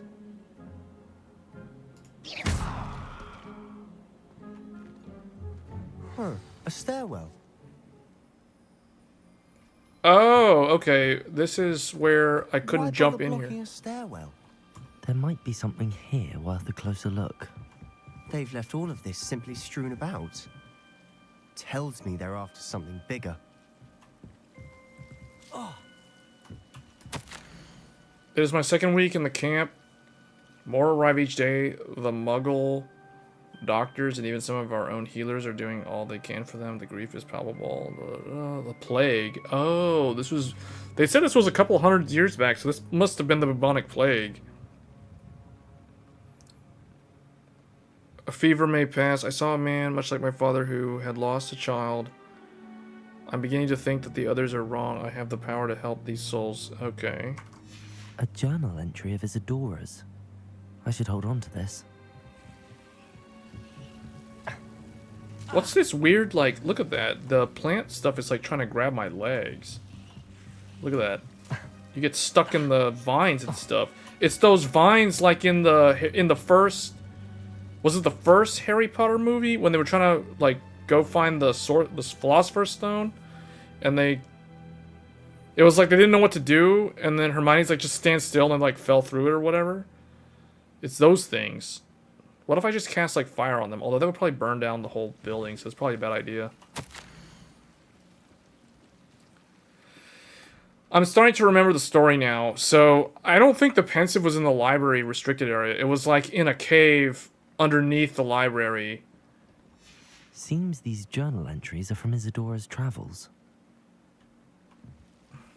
Maybe if I run the CD, it'll unlock the menu. See, the only thing is the menu's supposed to be in the BIOS. It's not in the Windows operating system. I assume that the CD... I mean, I'll go and look in the CD now that you mention that. I probably should have tried that just to make sure.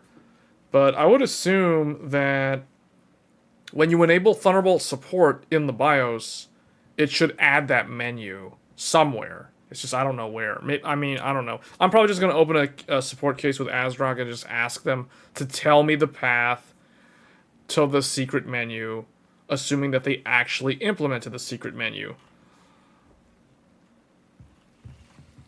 Where do we go? Revelio. Explore the cellar. Huh? Oh, there's like a big, oh, that was a waste. That was a nice looking jar and I just like broke it. I thought it would have treasure in it. This wall looks like it's... Revelio. No, I guess not. It says explore the cellar. Oh, you know what? Incendio.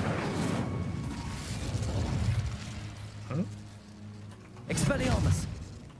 Confringo. Oh, it just comes right back. I repel it and then it comes right back.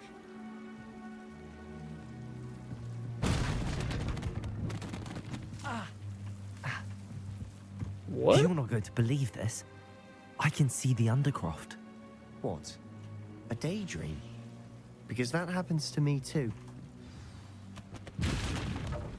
I like how sometimes I just walk into boxes and they explode. Like the collision detection is just off the chain. Revelio. Huh? I know it sounds strange, but... Honestly, nothing you say sounds strange to me anymore. Fair enough. I can see the Undercroft through this stone wall, as though it's a window. This has happened before. I'm listening. I think it's to do with my ability to see traces of ancient magic. But you said you didn't really understand it, and that you couldn't wield it. That's true, and I'm still not sure what it all means. What I do know is that my ability allows me to travel through these windows I see. Wait. We can get straight to the Undercroft from here. Ominous will be flawed. We can. But perhaps best not to tell anyone else about this for now. Even Ominous. Understood. Well then, invisible, secret, ancient magic passageway? Here we come. I'm tempted to hold my breath. Okay, well that's where I'm probably going to end the stream. You still got the glasses for blind spots? Yeah. This is probably where we're going to end the stream, so now I know where the main story objective is. So I actually did manage to make some progress through the game. Even though it was, like, very minor. I did manage to make some progress, so that's good. Is this a quick, fast travel destination? So that's not a fast travel destination, but anyway. I'll probably just save the game here. Let's see, there's still areas that I have not discovered. So the game world is a decent size for the game itself, so that's pretty cool.